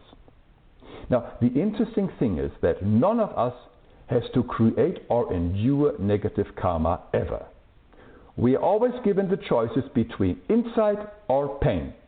Insight is when we listen to our inner guidance or simply follow the basic suggestions of the 10 Commandments and the Golden Rule that says don't do unto others that you don't want them to do unto you. But if we use our free will in opposition to the 10 Commandments and the Golden Rule, we will learn through the consequences via pain. Mankind is a slow and reluctant learner, and therefore many of us prefer to learn the hard way through pain. Although for thousands of years we are told not to kill, not to steal, not to harm anybody, we still do it and we think we can get away with it. We can't. We never could. But that again is not bad in itself. Everything is always for the best. The fact that we are now have to endure the pain we have inflicted on others will help us to understand their predicament better. It makes us more compassionate, more humane. So in the end, in this friendly universe, everything always turns out for the best for us. This includes the law of karma. I hope this was helpful, and I see you again soon. Okay, alrighty. So again, that was the video, What is Karma? How Karma Works, and that was by Hans Wilhelm. That's the name of his YouTube channel. Now, what really I got out of that video, and if you go watch the clip, he literally draws out on the board as he was talking through it. So he gave you a great visual, and he basically kind of showed you how the Akashic records, and everybody should know what that is, meaning our individual soul records, and how everything is stored there. But I like how he drew out the planets, like within our realm, and how as we're down here living this experience, how those planets, and Brother Will kind of talked about that a little bit when he was just on, when he talked about the root chakra being tied to the Mars planet. But anyhow, he was saying as stuff is being stored in the Akashic records, depending on which particular chakra that your action or your cause, i.e. your cause, it's hitting that particular planet as well. Okay? So it's just sitting there waiting.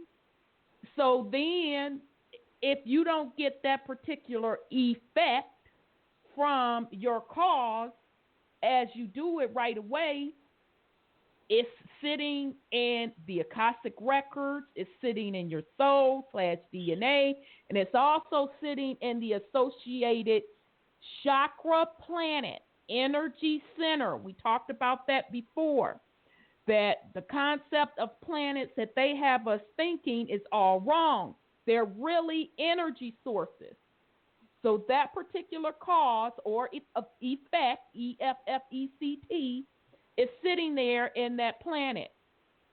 So as the solar system goes to its particular cycle, then that's when that particular energy center, or we call it planet alignment,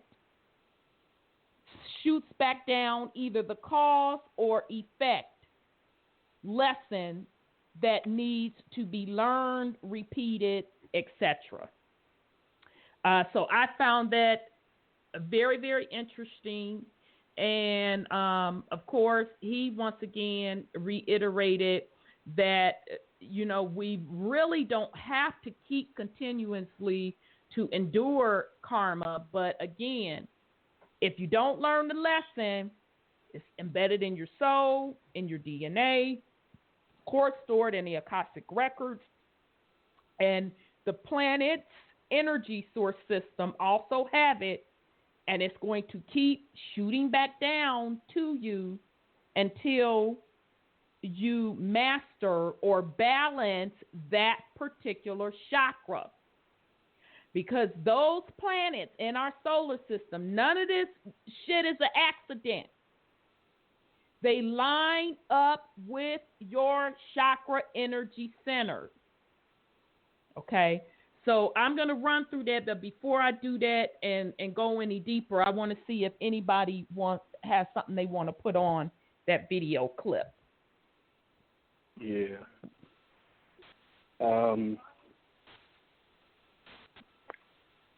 Like what we went over the last segment when Will was on.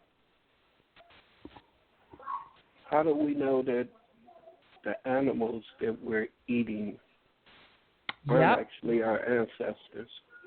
That's a good point. I mean, and that is the karmatic debt. I mean, and then we teach our children to consume and tell them that it's okay, and we're passing that on to the next generation after generation. I mean, the fact that in the physical sense, our bodies is mainly water, and we know that we're pure energy. All we've ever needed was energy and water to survive off of. Yeah, more water, right. This whole eating the flesh thing is part of the Matrix program.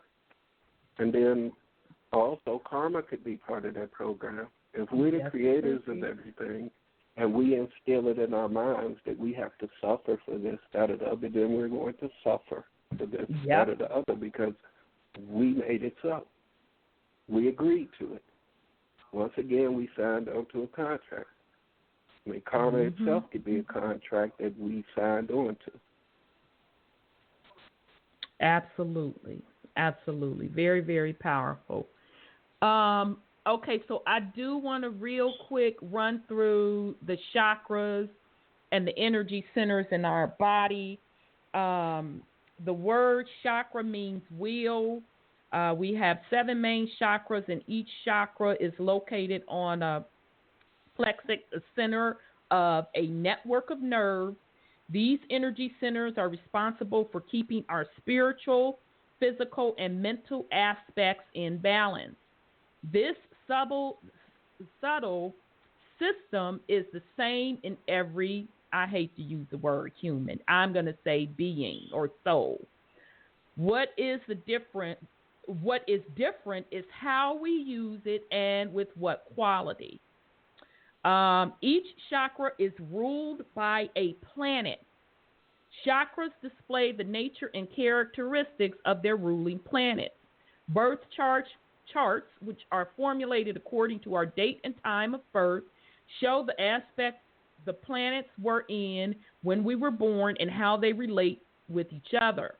While our birth chart describes our spiritual, physical, and mental aspects, it also helps us see how the planets shape us and affect our chakra and energy body. The first breath that we took on this earth has made its mark on every cell of our being and has become an inseparable part of us.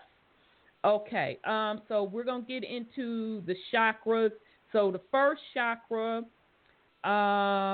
is Mars, which is the ruler of the signs Aries, and it governs this center known as the root chakra. So that's exactly what Brother Will said. Mars governs the root chakra. That is that energy.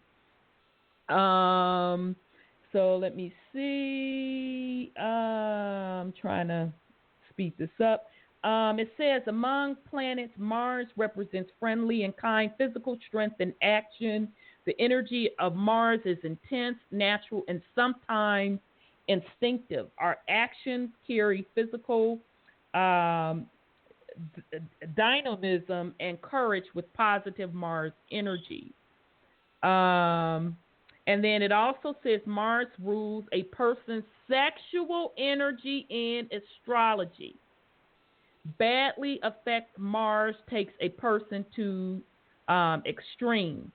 So we've talked about this several times, and Brother Will just talked about how music itself, you know, and I hate to, I don't like to put old school against new school music, but we got to call it how we see it because it's based on the vibrational frequencies that's put out.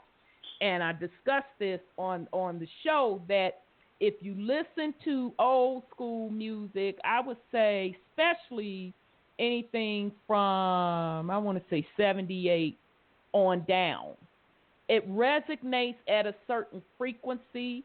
You feel love, you can feel joy, etc. Versus now the frequency that they have, particularly the melanated music on, and I said this last week, I think, R&B, just damn forget about it. They don't really even make R&B songs anymore that make you feel. I take that back. If they do, they make you feel about effing, okay? And there's a difference between effing and being in love, making love. And that also represents a different part of your chakra system, okay? So the music today and the rap that they have out there is geared towards the root chakra of survival, all right? So that's keeping you stuck at your root chakra and not particularly balancing it out. Okay, so the second chakra is low, and it's called I can't pronounce this, the Swadhisthyan. It's located in our abdomen area and is ruled by Mercury. And so I'm not going to say, well, they said that governs the sign of Gemini and Virgo, whatever. The most important function of this chakra is to break up fat cells in the stomach and provide the energy that is needed to renew white and gray cells in the brain. It also strengthens our thinking capacity. This chakra supports our sense of aesthetics and creativity in all fields. The ability to understand, easily come up with practice, solutions to our problems in life, and intelligence all come from this chakra. Mercury represents intelligence, the mind, and creativity in astrology. Okay. So the other one, the other chakra, the third chakra, they're calling Nabhu, and this chakra represents satisfaction, balance, morality, generosity, and the capacity to evolve. The ruling planet is Jupiter. Okay. And the sign is Sagittarius. Jupiter has a noble, generous, helpful, and virtuous nature. It gives prosperity and increases everything, both good and bad. And so that's that particular one. And I'm sorry, I'm trying to get through these without reading all this gob of stuff. The fourth chakra, and I say a very, very important one. Let me bring Brother Sean back on. Okay, brother, I saw where you dropped. Okay, I saw where you dropped. I hope you're back on. Can you hear me? Uh-oh. Yeah, I can hear you. Okay, cool. I'm here. Okay. All righty. Okay, so the fourth chakra, and we've been talking about this chakra a lot, the heart chakra, which gives pure love, compassion, the quality, not saying the quality of being a good parent. You already know that. Okay, so the planet associated with the heart chakra is Venus. And it is nothing but love, and it represents love, beauty, art, and the rule of the signs are Taurus and Libra. So now this is me putting this in here. We've talked about this the past couple weeks, that heart chakra is the gateway between the higher dimensions. That heart chakra represents that fourth dimension. Okay?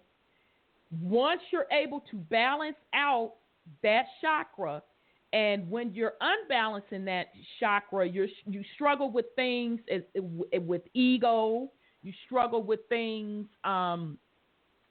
with also anger. All right? And as we talked about last week, I think it was, this is one that I feel that the conscious community struggles with.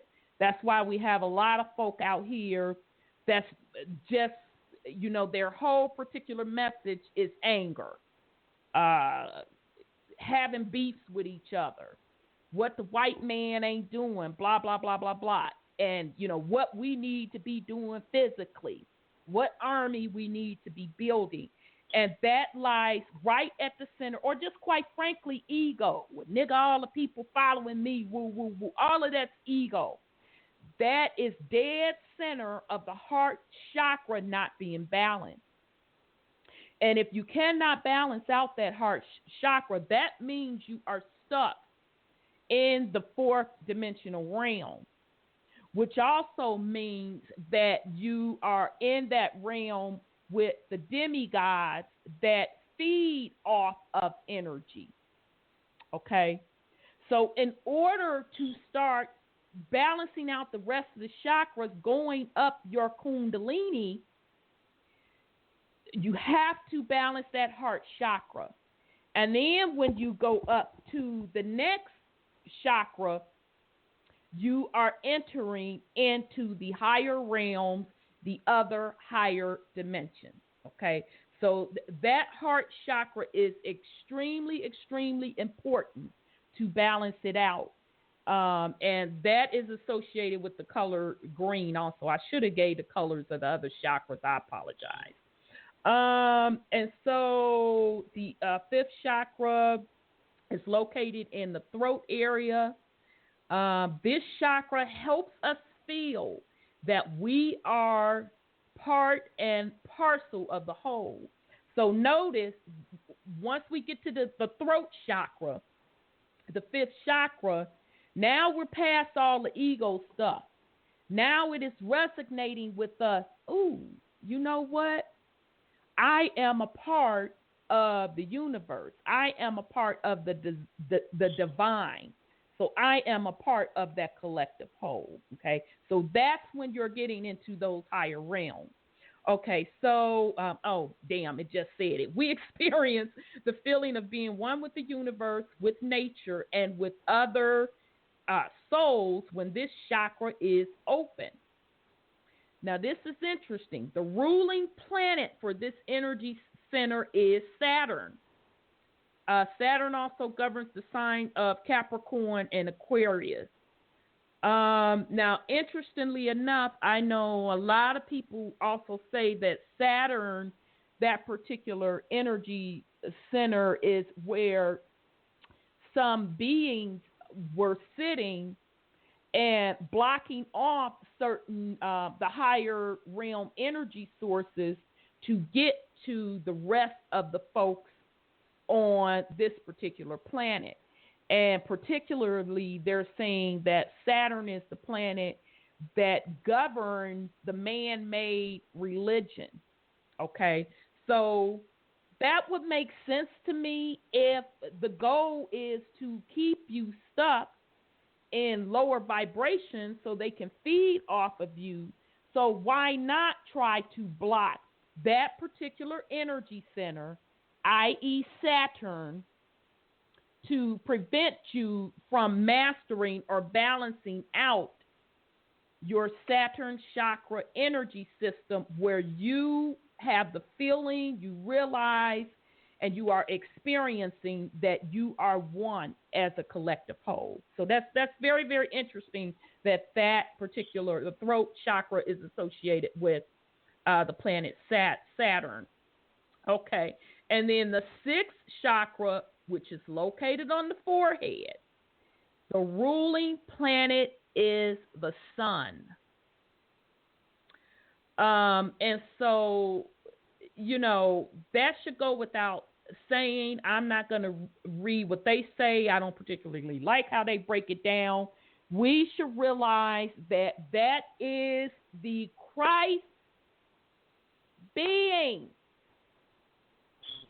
That is the pineal gland. And once again, man-made religion took the sun of the sun energy and turned it into a religion to look outside of yourself, to look for Ra returning, to look for the Christ, when really that is you rising up to realize your Christ being within yourself, tapping into, opening up, balancing that particular chakra center. Okay, and then we're going to actually next week do a show on that concept, the Christ within you. Okay, and then the seventh chakra is, it says on the top of our head, and I call that the crown chakra. Okay, and they said it's the area on the top of our head that was soft when we were small, and some of us still have that soft spot at the top of our head. I forgot what they called it when you were a baby, but damn, I know melanated folks, we got a particular saying for that. So that particular ruling planet is the moon, and the associated sign with that is the Cancer. And so that is saying that governs emotions and the instinct of our mind. I kind of disagree with that. I say that your crown chakra, that is rising you even to a higher level or higher dimensions within itself. Because once you hit that sun or that pineal gland, you balance that out, you open it, that's another gateway to even higher dimensions, okay? And then that's when you start seeing things from a spiritual perspective. That's when you start seeing things that other folk cannot see. I don't give a damn how you spell it out. They can't see what you see. They can't enter and understand what you enter and understand, because that gateway, that sun, that Christ has not been opened. Okay?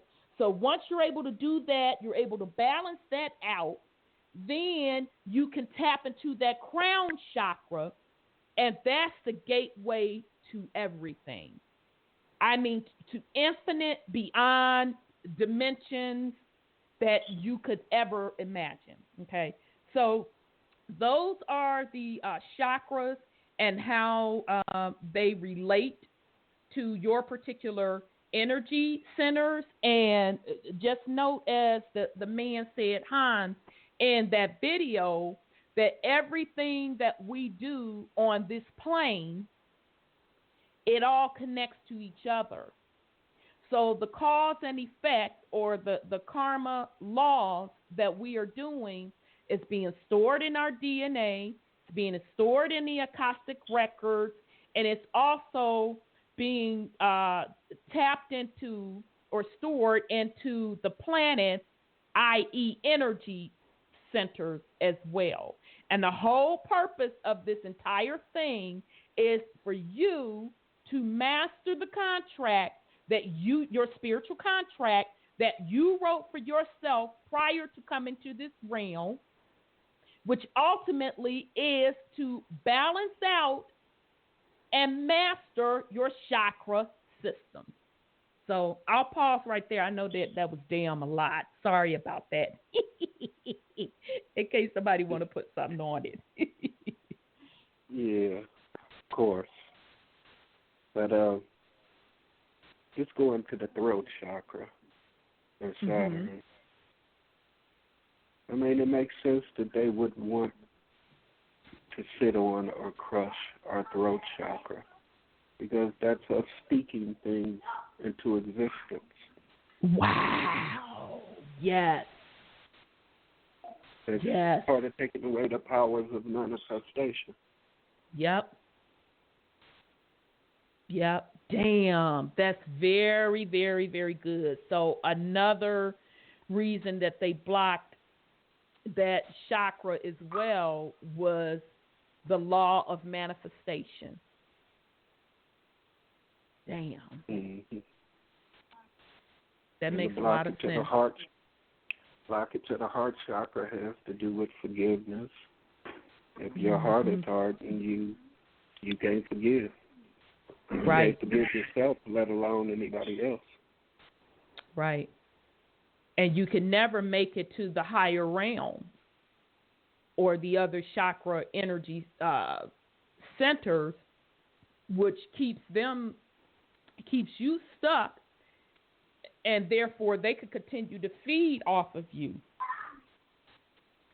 Because remember, when you make it to them higher realms, those demigods cannot go to those higher realms. So therefore the feeding stops. So yes. So they got to get you to sign on to another contract. They can continue to feed off you. Yep. Very, very good point. Okay, let me make sure. Let me see where I want to go with this. Let's see, how long is that video? Do I want to play it or do I want to just talk through it? Probably just want to talk through it. Oh, it's kind of a long one. Let me see here. Bear with me, family. I'm trying to use our time wisely. Yeah.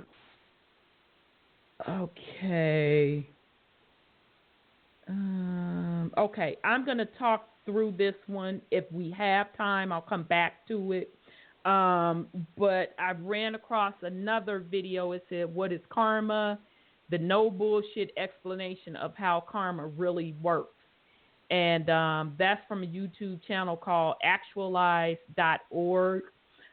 He started off pretty good, but then his examples started not to be relevant per se. So that's kind of one of the reasons I want to talk through this one on the notes that I made. So again, he once again also said that the karma is really the law of cause and effect.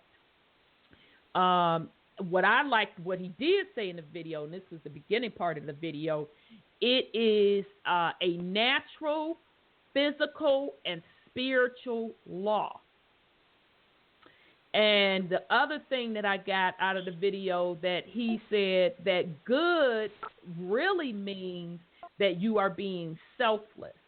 So in other words, you're not doing something just for the kudos or just to gain something. Because when you do stuff like that, you're working out of ego. Okay, let's make sure we enter and understand that. But good means that you're doing something selfless just because. All right. And then, oh shit, I wrote that down. Bad means that, you're acting in a selfish way, doing things from your ego. So now let's be clear when we talk about ego. We're not talking about you're doing things that benefit you. When we say ego, you always have to take into account what is your intent. So say, for instance, you got something new, whatever. You got a new widget. And if with you getting this new widget, you go around telling people about the widget, but your intent is stunt on me, nigga, look what I got. That's bad. You're operating out of ego versus you are telling people about the widget and how it has changed your life, how it can benefit. And as a matter of fact, let me share with you how you can get the widget as well. Okay, so that's the difference between being selfish, operating out of ego, and when you're being selfless. So the other thing that I got out of this video is it was actually, because anytime I watch these videos, I also look through the comments, because folks be dropping some heavy shit in the comments, and then they also lead you to something else. So this comment came from somebody with the screen name of Smokescreen Productions. He said, we live in a universe of self-judgment based on false societal programming, meaning we aren't really to blame because we are duped into thinking this dog-eat-dog world is all there is from birth. And we have to fight each other, be selfish, or get trodden on and fail in life. The whole paradigm here is survival of the fittest, and it shouldn't be that way. But why would we have to suffer because of something that wasn't our fault to begin with? If we were all brought up in a world where we were taught to love one another from the start, we wouldn't be having to undo any issues with the ego. Anyway, the only thing we need to reorganize is how we've been duped and undo that so we can see the truth. On a spiritual level, that's why we are all here. But don't go thinking that just because you screwed over that other guy to get that job is in any way evil and deserves punishment, because we've been conditioned to behave like that. It would be like punishing a dog for crapping in the garden after you trained it to crap in the garden. Rather, karma is our own ability to punish ourselves by the way we treat ourselves, and is therefore instantly fixable by simply reorganize that when you screwed over that work colleague. You didn't realize you were simply acting out of deep embedded and subconscious programming put there by someone other than you years ago. So now you can stop beating yourself up over it and emulate some love instead of hate that you had for the colleague that you were trying to compete with, and the hate you've had for yourself for hurting others. So that I love that particular comment, because he actually just wanted to remind folks that it's all about, again, for us to realize that the programming that has been going on, so literally, whose program are you running? Are you running your own program, or are you running someone else's program? Once you realize you're on somebody else's program, you correct that. But then the next hurdle we must jump over and balance is to recognize how to write our own program to make sure we are following our spiritual path or our spiritual contract. So as Brother Sean say, sometimes we can get caught so much up into self. And again, I think this is getting caught into that ego, not having that heart chakra balance out, that we can write our own damn program to keep our own damn selves trapped. So I love that particular comment that the brother was making. Does somebody else have anything they wanted to put on it? Is everybody still with us? Okay, let me get 504. I see Brother Wendell. I don't know if he's still there, though. Yeah. His line. Okay, he's still there. Okay, let me go back to 504. Okay, 504 is Brother Will. Yes, ma'am. Yes, ma'am. Hey, brother. Yeah. I wanted to kind of piggyback off of what you were saying about those chakras. I don't think many people really understand the in-depthness of what these chakras actually mean and how European actually uses these chakras in our day-to-day lives. This is how he named this plane we're on. Like I always tell the people, and Dr. York was saying this years ago, he named the Earth for a reason, because we exist in a heart chakra place. This is why everything around us is green. Take the word Earth, take the H off the end, put it in the front, you got the word heart. So yep, I remember you saying that. We exist in the heart chakra, and then he uses everything that got to do with the chakras in your everyday life. What color is the stop sign? Red. Talking about the chakra. Okay, the traffic light when they're ready for you to stop. Red. When it's time for you to go, green means go. So even in the solar plexus, okay, which the solar plexus is yellow, okay, is that warning area, okay, let you know what's going on, let you know, okay, I got a gut feeling about something. Yep, that's your gut. Once again, like I was telling people, I said he used that too, because when you see the yellow light on the traffic light, that's a warning to slow down because it's about to turn red.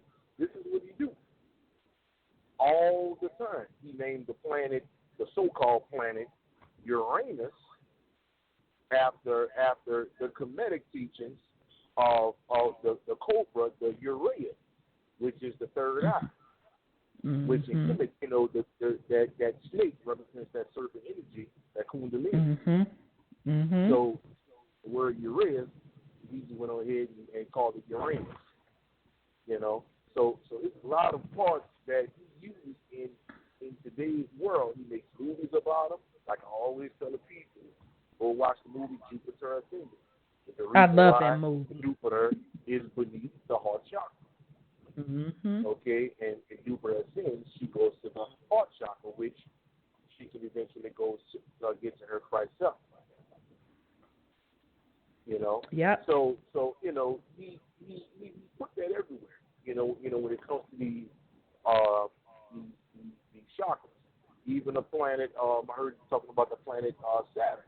The planet Saturn. That word Saturn ultimately comes from the word Satan. Okay, and Satan, that's nothing but us. Okay, Lucifer is the morning star. Right. In the Bible, Jesus is the morning star. So they're one and the same. So we're talking about Saturn has a ring around it, and you got pictures all over the world with Jesus with a ring around his head. Yep. So, he uses this stuff every single day, and he got us looking in the damn sky for something, which is not there when those planets exactly, exist within that physical makeup. Absolutely. So, I just want to kind of throw a little bit on there. Thank you. Thank you for that. Of those of the chakra and us going into a heart chakra era. That's what we like to involve. Heart chakra era. Absolutely, absolutely, and thank you for bringing that home, because once I personally finally made the connection of the quote planets and our chakra systems, I'm like, oh dang, now I get it. And not only that, we talked about that before. Oh shoot, he dropped off by mistake. But anyway, we've talked about that before with the planets. I forget which show we did, but anyhow, being the just energy. And if you zoom in, I think when we did flat Earth, but don't quote me on that for sure. When you have a high-powered telescope and you zoom in very, very closely to the planet, they don't look like the shit that NASA is showing you. You'll see them vibrating, okay? And then some people say that you can see the associated geometric shape to those planets. So meaning, and we just talked about this earlier, everything is vibration. Everything has a mathematic number associated with it. That mathematic number has a geometric shape associated to it. So these planets that they have us thinking about as these round balls are really vibrating energy centers, okay? Which I'm sure if we zoom in on Mama Earth, the plane that we are on, it would be the same thing. It would be vibrating at a certain rate, and it has a specific geometric shape associated with it. So it is very, very important that we understand what the planets, the solar system really is, and how we are connected to it. Okay. All righty. So with that said, I want to move into, let me make sure I have it, this video by a cat named Barry Long, and it's called Karma, the Law of Life. So let me make sure I'm saying that, that I have it, because I think I split that up into a couple folds, family. It was such a good video. I did. I split it up to like 3 ways. Yeah, this is the one I really want y'all to hear, because old boy brought it. Okay, so this one is called Barry Long, Karma, the Law of Life, and it's off of the YouTube channel Spin Drift Sun. So we're going to listen to the first one. It's about 15 minutes, and then we're going to come back and chop it up.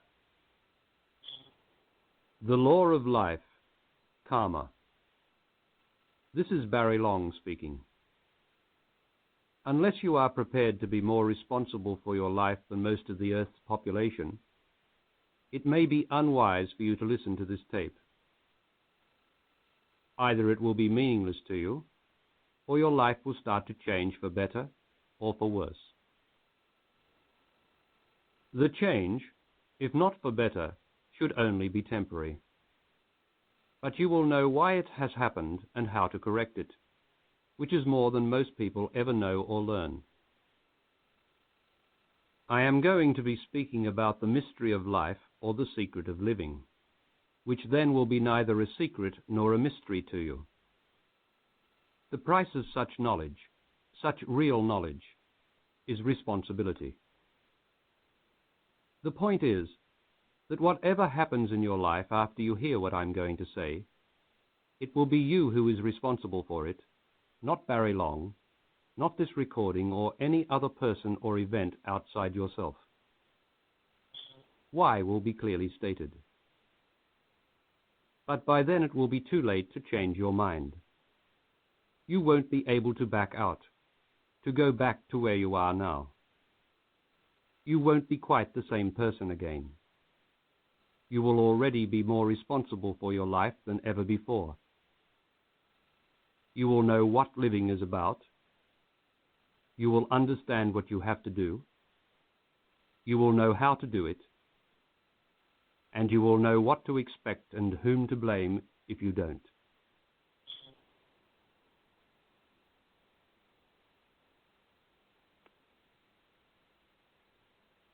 Are you being true in your life? Really being true? True to yourself? Are you living with someone who makes you unhappy? Are you keeping someone who uses you and doesn't love you? Do you dislike or hate your job? Do you long for love, but are no longer vulnerable to love because you're frightened of being hurt? Do you ache to be free? Are you living with a partner you don't love and making the best of it for the sake of comfort, convenience, or the children? Are you putting up with whatever is depressing your joy of life because you're afraid or scared of change? If the answer is yes to any of those questions, you are not being true. You're not being true to yourself, to life. And even if things do change, you won't be happy for long. Everyone is trying to be true in their way, true to somebody, an idea or something, and it doesn't work. All it does is lead you to not being true to yourself, and that is unhappiness. Why doesn't it work? Why can't it work? Because it's impossible to be true to anyone or anything until you are true to yourself. Then you are true to everyone and all things, and your problems begin to disappear. Isn't that the most extraordinary thing you've ever had put to you as a practical possibility? I'll repeat it. When you are true to yourself, the problems in your life start to vanish.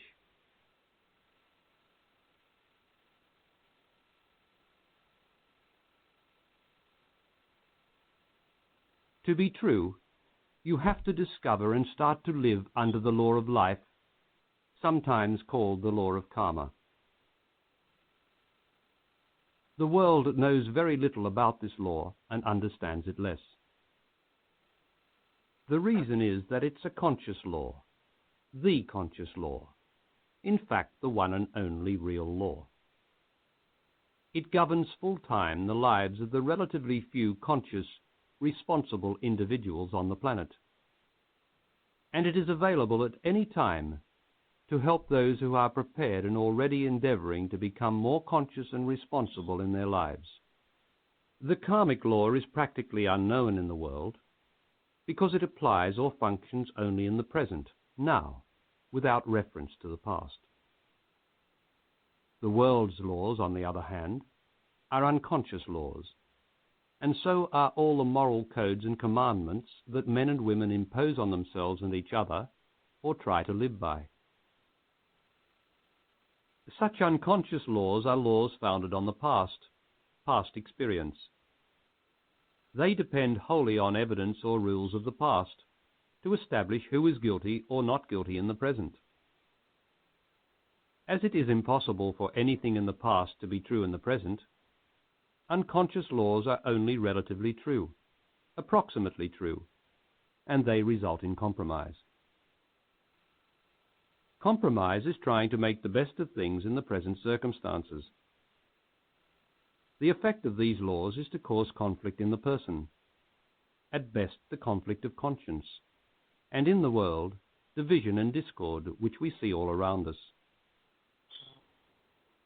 Such unconscious laws arise from unconscious thinking. Unconscious thinking is thinking based on good and bad and right and wrong. Good and bad, or right and wrong, are the world's two fundamental unconscious notions. Almost without exception, Unconscious laws and beliefs govern the lives of the entire population of the earth. The 5 billion persons who independently and collectively demonstrate by their daily lives that they are not yet able to be responsible for their destiny as the people of this planet or for themselves.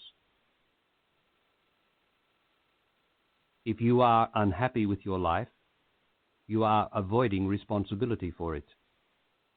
You are unconscious. You are obligated or considering something or someone and are not being true to yourself, to life. To wake up and come alive, you have to throw yourself on the law of life. You have to refuse to compromise any longer with what is making you unhappy. You have to quit or separate or break with the past. You have to take action. The action itself may well change the situation or the other person and end the compromise so that you can be new in yourself and continue. But you must break with the old and not allow it to bind you and blind you again. If you are hanging on to a situation for the sake of someone else, you are deceiving yourself and achieving nothing. When you are unhappy, you are not yourself. And when you are not yourself, you are no real good to anyone, your job, your partner, or your child. You will infect them all with your unhappiness, your discontent, and they will suffer and not be themselves. You may think it doesn't show and that you are getting away with it, martyring yourself. But the fact is you are being dishonest, and that sort of dishonesty doesn't rob, doesn't steal. It just spoils what should be good. When you feel compelled to consider another and think you're being unselfish, you are merely considering yourself. You consider the person as an extension of yourself, and you do them a disservice because they are not that. If you love them, you do not have to consider them. You only consider what you do not love. A mother who loves her child does not consider it. Her love knows what the child needs, and she acts from there. If breaking with someone or something makes you think it will be hard on the child you are taking with you or have to support, you are mistaken. It may be hard on you for a while, making do for you both in the world, but as long as you love the child and share your life with it in love, the child will be happy. You will be happy together. You are happy in any circumstances with the one you love who loves you. You will manage. You will get through by making the new life an adventure together. If you are being true and not self-indulgent, vindictive, or resentful, the child will understand and enjoy playing its part. But above all, you will be free of the old deadening grip of compromise in your life, and you will be ready for the new. The new always comes. The law of life will be true to you if you are true to yourself. Sometimes, to be true to yourself is to stay put where you are. But to be true in such a case, consciously true, means you can no longer be miserable as you used to be. Either you will be surrendered to the situation because it can't be changed. Surrender is the conscious acceptance of what can't be changed at this moment, but may be changeable in the next. Or you will be working consciously full-time to make the situation right. Either way, you won't complain, doubt, or become depressed because you'll know what you are doing. You'll be responsible. When you do break with a person or situation, money can be scarce. But that will be looked after. You'll get through. Have you ever known a time when you didn't get through? Everyone gets through. Everyone has some money. All you need in the first instance is food, warmth, and shelter. Get your priorities right. Don't want more than you can have now. Use what you have, what is provided. You are not going to stay where you are. You are getting free. You're not free yet. You're in the process. It is moving every day. Don't look anxiously ahead. Don't be afraid. Life will look after you then, if you are true now. Now is what is important. But do what you know you must. Don't lay about. Be alert. Stay as conscious as you can. Life can't suddenly provide everything at once. It was you who strangled it while you compromised. Enough for now is enough. Trust in life. It knows what you need. And as you stick at being true, life will provide what you need more and more. Watch life work. Watch the miracle unfold in front of you as a letter of opportunity is slipped through the door. Your eye is drawn to just the right advertisement, or someone makes a casual suggestion that opens up a whole new prospect for you. Don't fall back into old patterns. Don't get stuck again in the same situation. Be vulnerable, but only to love and to what you know is right in the moment, nothing else. Learn from being true to yourself how to tell the difference. Don't blame. Don't accuse. Don't tell your sad story. Complain as little as you can. Be new. This is a fresh start. If you acknowledge the old by talking about it, you carry it with you. Don't think about it either. It's gone, finished. And if it turns up again in the form of a person or some other reminder, don't go along with the old emotion it excites. Pause. Hold to your newness. Be true to yourself. The world will always be trying to drag you down, to drag you backwards. And its most powerful weapon is the past. Don't try to please anyone. Mother, father, family, friends. Be true. Don't give in to the tears and emotional demands of others. Yield only to love. Love does not demand, except inside yourself where it demands that you be true to the new state, the new you. And in those times when you seem to lose that state and clarity, don't despair. Don't be discouraged. Don't doubt or think it was all imagination. Hold the pain, the isolation, the confusion, the depression. Be the pain. Don't let it out. Feel your strength underneath. Don't think. Wait. Be patient. Okay, family. Sorry about that. So that was Barry Long's Karma, the Law of Life. I know he kind of got a little wordy there. What I liked out of that, again, he went over, number one, he stated that the law of karma is the most important law. I found that very, very interesting.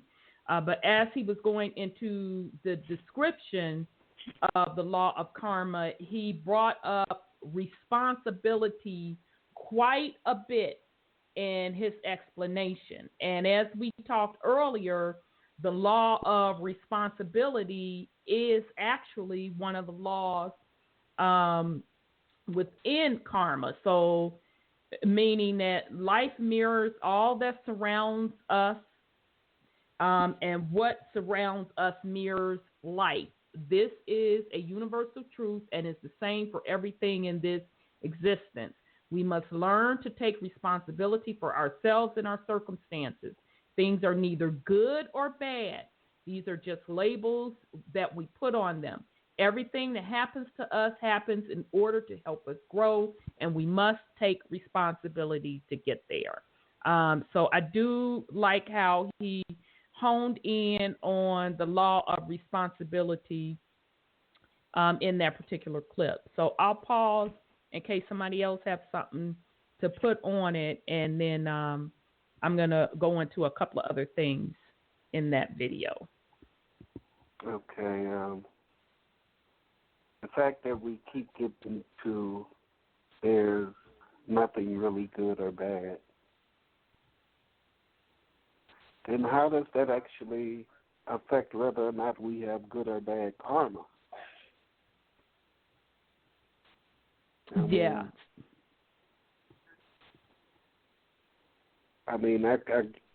get the whole concept, and I'm familiar with the words as to what it's supposed to represent. But if we're the creators, how are we actually bound by that which we created? I mean, one of the laws of karma is, as far as forgiving without expecting to receive. Mm-hmm. Who's going to keep giving away their energy and not receiving none in return? I mean, you just can't constantly give to people. I mean, that's feeding the energy vampires. That's falling right off into what they say. I mean, it lightweight sound like turn the other cheek. I mean, yeah, that's interesting that you say that, because that's a hard lesson that I had to learn, a hard personal lesson that I had to learn because, I'll speak for myself. I know some people have had this similar experience as well, as they're going on their spiritual journey, and they give, but the folks that they are, quote, quote, giving to aren't giving in return. And what I learned is that you have to realize where you are spending your energy. So in other words, if you spending your energy on the MF that just ain't trying to get it, they're not interested in getting it. right. But if you putting it out there, they gonna take it. Is that the best use of your energy? No. That's not the best use of your energy. So I totally agree with what you're saying. And as we are getting into these concepts of balancing the chakra, I'm glad you brought that up, Brother Sean. Thank you for bringing that up. Let's be clear. We are not sitting up here talking about, although some of these clips may say this is just from my personal experience and what I do. I'm not here to sit up to give to MF on a continuous basis that don't give a damn, ain't trying to give a damn, resonating on a different frequency than me. No, I'm not trying to have my energy zapped that way. So very, very good point. So you still are supposed to use discernment and be love yourself and take care of yourself and guard your shit accordingly. This ain't about getting your ass whooped continuously and turning the other cheek. That means you're giving away your energy to lower levels that will eventually bring you back down to that level. So thank you for bringing that up. Let's be clear. This ain't about no kumbaya, you being used. This is about you mastering self and you emitting good vibration. But that does not mean you emit the good onto an MF that just don't give a damn. They ain't trying to give a damn. And they're not trying to rise to a higher level. They're just there to sap off of your good. That's not what this is about. And that is another program that each individual has to master as well. So be careful to not write that program that you're going to be Captain Save-A-Ho to people that, quite frankly, they could care less. They're not at that point yet. So very good point. So I'll yield in case somebody else has something they want to put on it.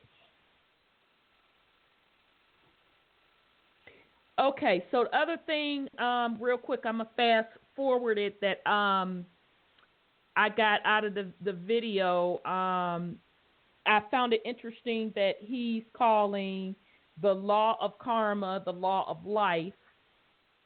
And, of course, he once again stated that the law of cause and effect, or karma, is based in the law. And this is, this is conscious law. That hit me pretty hard, especially in the melanated community. We talk about the conscious community, but we rarely really get into what the actual laws of the universe are. We rarely get into the law of cause and effect, the law of karma, and that's what conscious law is all about. Ideally enough, interestingly enough, rather, he states that unconsciousness laws are based in the past. So meaning that, think about how deep that shit is. If we're supposed to be conscious, why would we always harp on some shit that happened in the past? Exactly. Which also makes sense why MFs can't move forward. Exactly. So that's a very good point. Now, I'm not going to play the video because I want to go over the other part.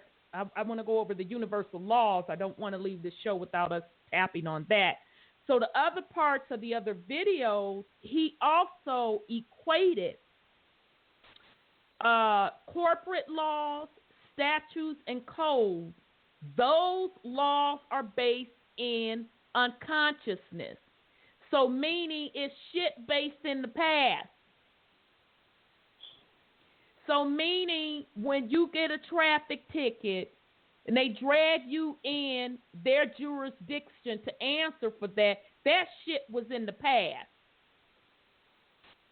All of their statutes, codes, corporate laws are based on stuff that you have done in the past, which makes sense why they are unconscious laws, i.e. laws that are not resonating with the universe. They are not a part of universal laws. And so then he goes on to say unconscious laws are governing good and evil, right or wrong. And I go as far to say, I thought about this even with the biblical laws of, let's take the 10 Commandments, and I know some Moorish brothers and sisters, I would hear them say that those particular laws were not written for God. Because if you are who you say you are as a God, you're supposed to inherently know those basic laws. Okay? Those laws were, quote, quote, written for the younger beings who did not inherently have those basics. And I'm going to go a step further and say that those particular laws are governing your root chakra system,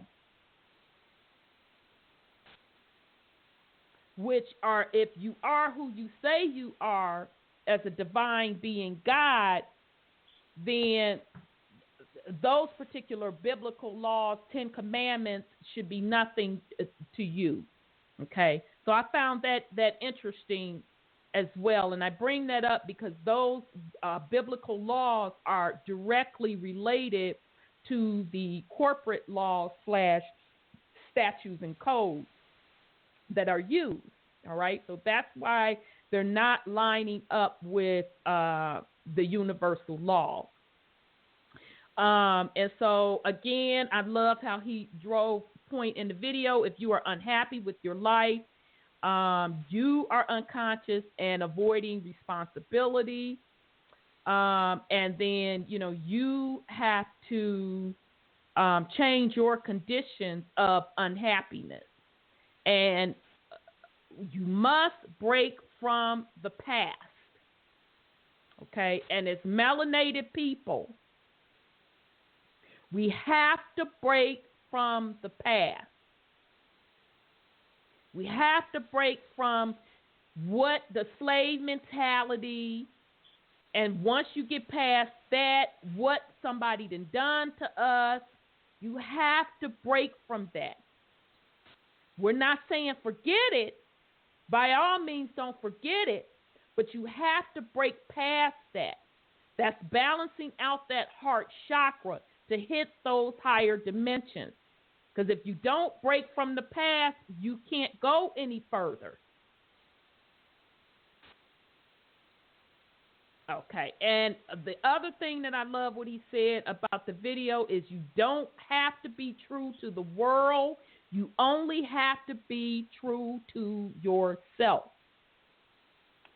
So, in other words, once you break past the dogma, the spell of religion, be careful for any of these other groups, whether that be the conscious community group or somebody else that comes up with something, wanting you to join on to their mantra. Be very, very careful and make sure that you walk in your own standing. So in other words, it should not matter to you what anybody else thinks about you. It is what do you think and feel and experience about yourself. That is extremely, extremely important. And that'll keep us trapped into somebody else's programming if we are concerned about what another MF thinks about you. Okay, so the other thing out of that video, he broke down the truth about the law of life, and he kind of wrote this mantra, per se, for folks to think about. And he said, I, the individual man or woman, am responsible for all the circumstances of my life. As I am within, so is my life. If my circumstances are painful, I am doing it. No one is to blame but I. So as long as I can continue to pursue a divided existence, independent of, ignorant of the law of life, I will feel incomplete, unfulfilled, restless, and discontented. To the extent that I am being true to myself, present in every moment, I am controlling what happens to my person. I am being responsible, and the circumstances of my life will combine to work towards harmony, the right, and the good. There is no fate, accident, or chance which can alter my circumstances. Only I who must change them by changing myself within. I am the circumstances of my life. Okay, so that was the last little point in the final video, kind of pretty much telling folks that you are the creator of your own reality. And until you take responsibility for that, you'll never get the reality that you say that you want. So that's the end of that. And so if you want to listen to that complete video that is very long, Karma, the Law of Life. So I'll pause right quick in case somebody want to put something on it. We are in overtime. And I do want to go into the universal laws with the family. Yeah.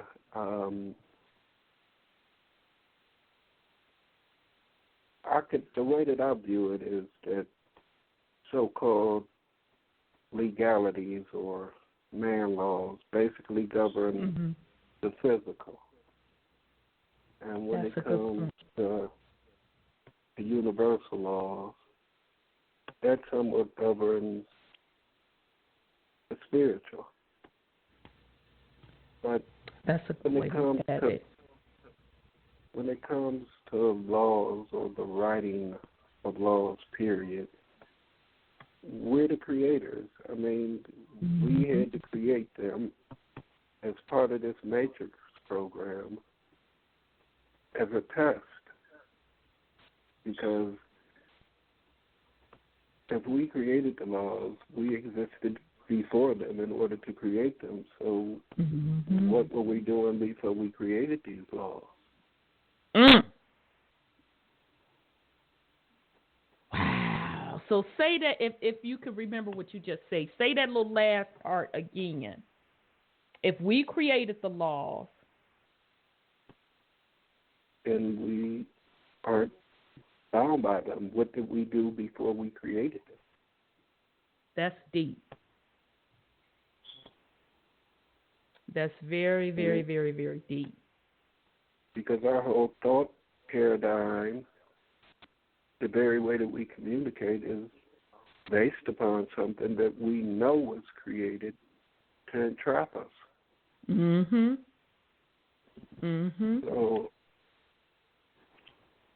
I mean, that still goes off into the throat chakra being suppressed, because what frequency did we actually communicate at without using these words? Yep.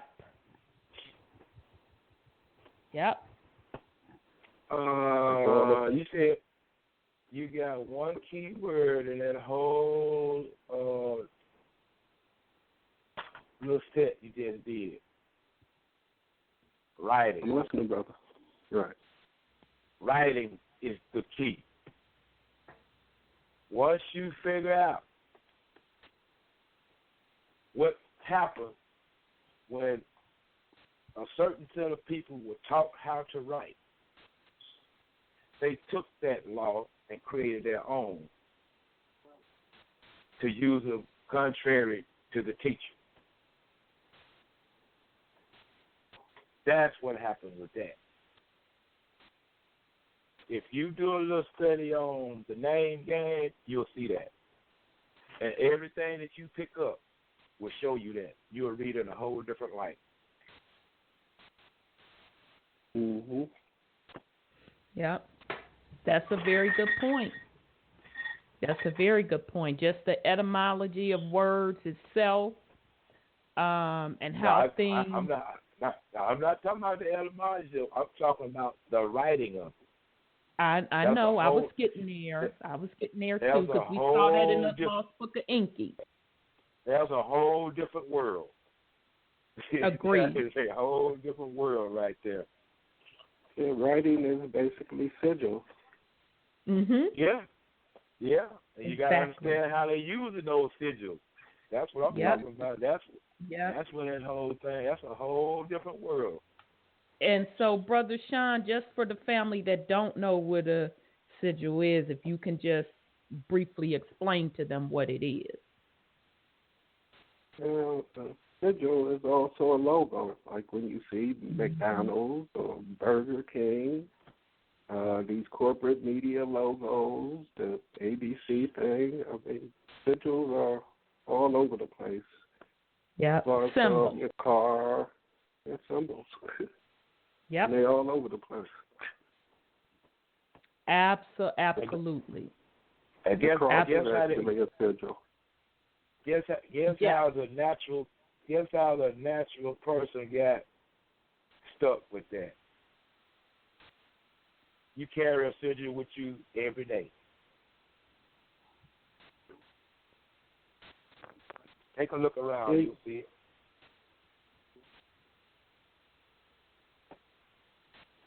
That sigil is on everything you do. You mean that power sigil? No, I'm talking about what they did when you were born. They turned it into a sigil. You carry it around with you every day. And you don't even use it. They use it against you. Check it out. Take a look around. You'll see it.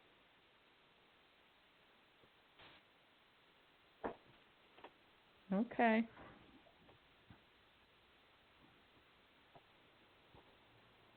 Okay, well, if you're not going to tell us, I mean, I prefer you tell us than having people guessing. I told you, the name game. The name game. Okay. They took that from you at birth and turned it into a sigil.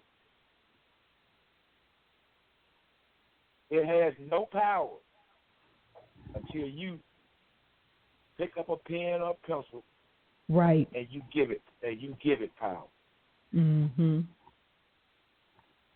That's a very good point. That's what it is. I tell you, that's what it is. Mhm. Very, very good point. I mean, that's deep all around. It is.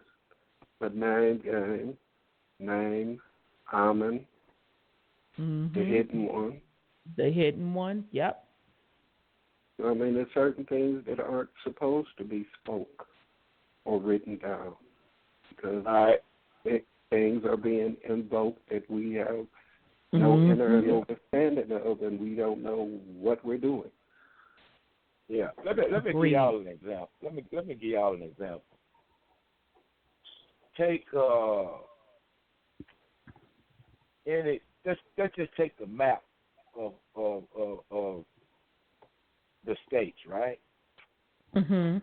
On that map, you might see Illinois, Kentucky, California, whatever. But when it's written on paper, they refer to them as state of. Yep. I knew that's where you was going with it when you were talking about the name. Yep. Okay. Absolutely. Now, let's take that one word, state.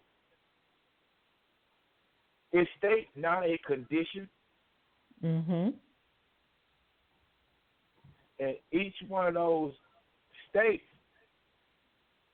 is a nation to itself. Mhm. So what they tell you, state of, they tell you the condition of, but it's written in a certain style that tells you the condition of that nation.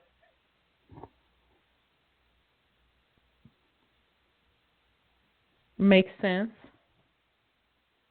That's what it is. I'm just telling you, that's what it is.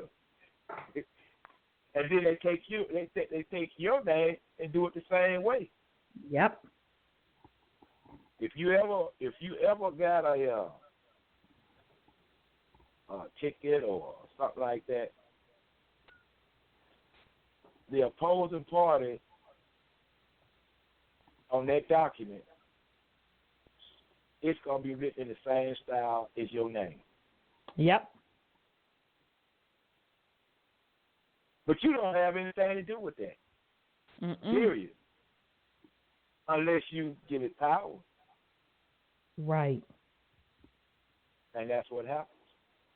Right. But does that not go back to the concept of those particular laws that they are working from are not universal laws? Those are statutes and codes. Yeah.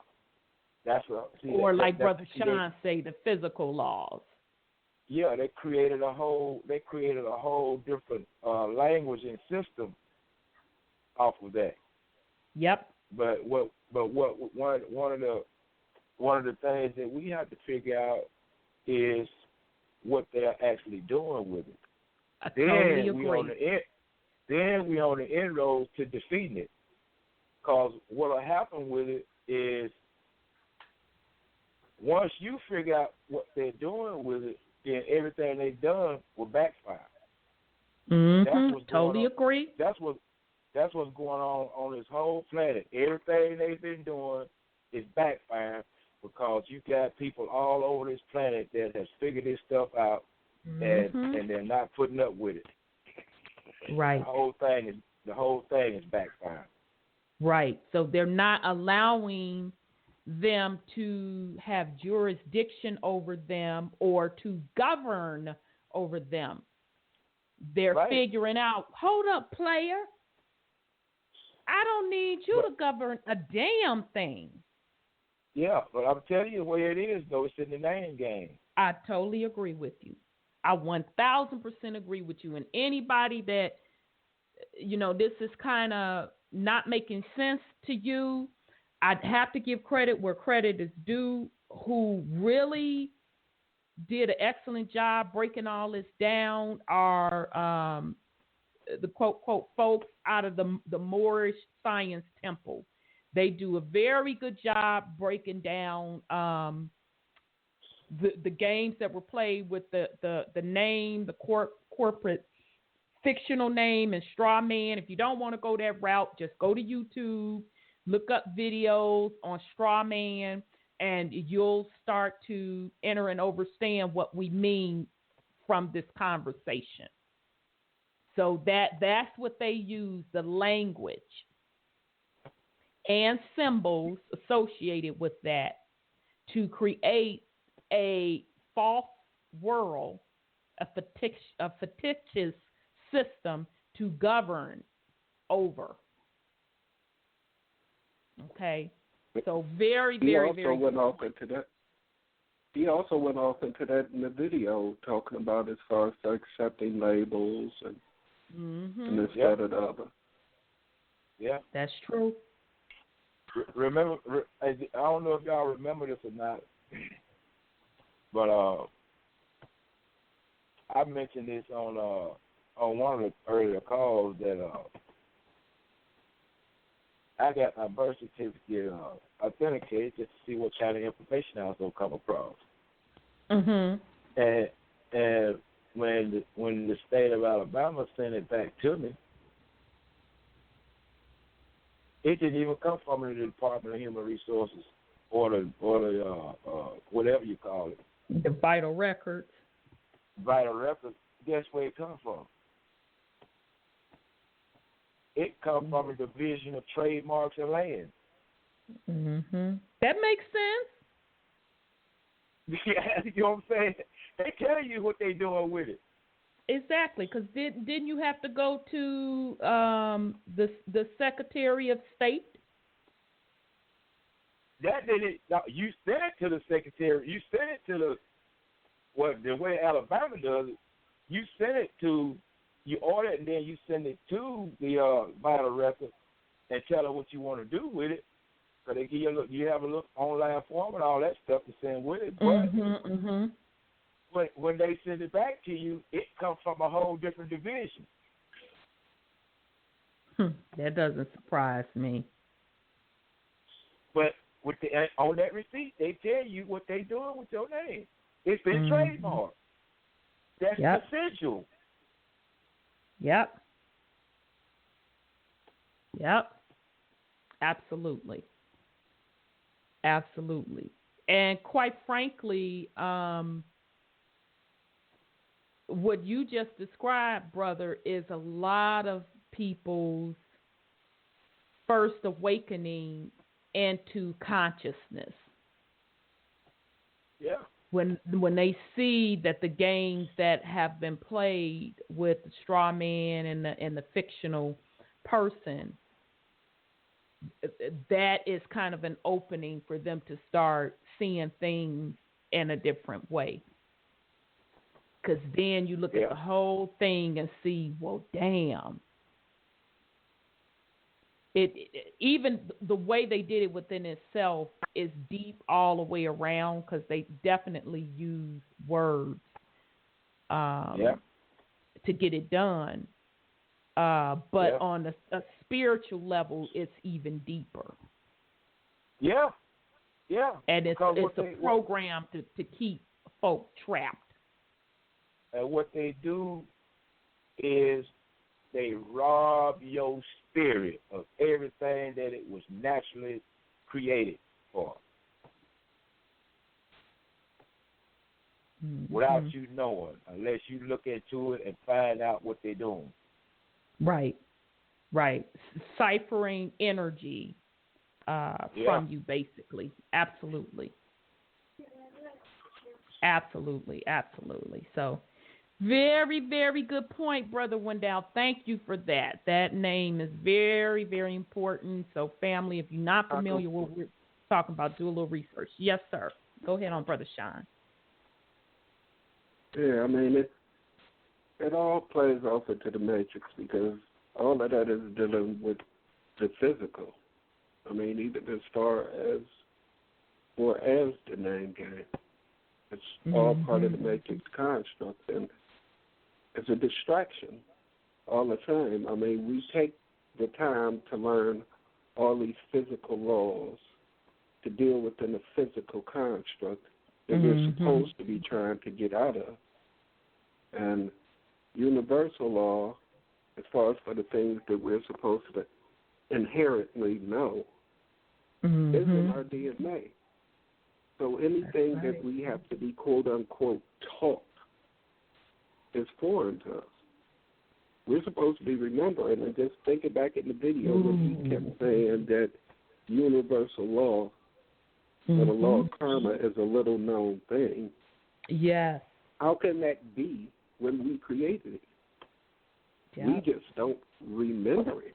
Yeah, we're not remembering. To be taught to us. So to teach somebody something is to program that into them. I mean, we're not operating on free will. We're not operating from an individual perspective. It's something that's being laid out to us, and they're trying to get us all to do things a certain way. All of our experiences aren't on the same level for us all to be able to do things the same way. Yeah. And it's definitely not going to happen at the same time. No.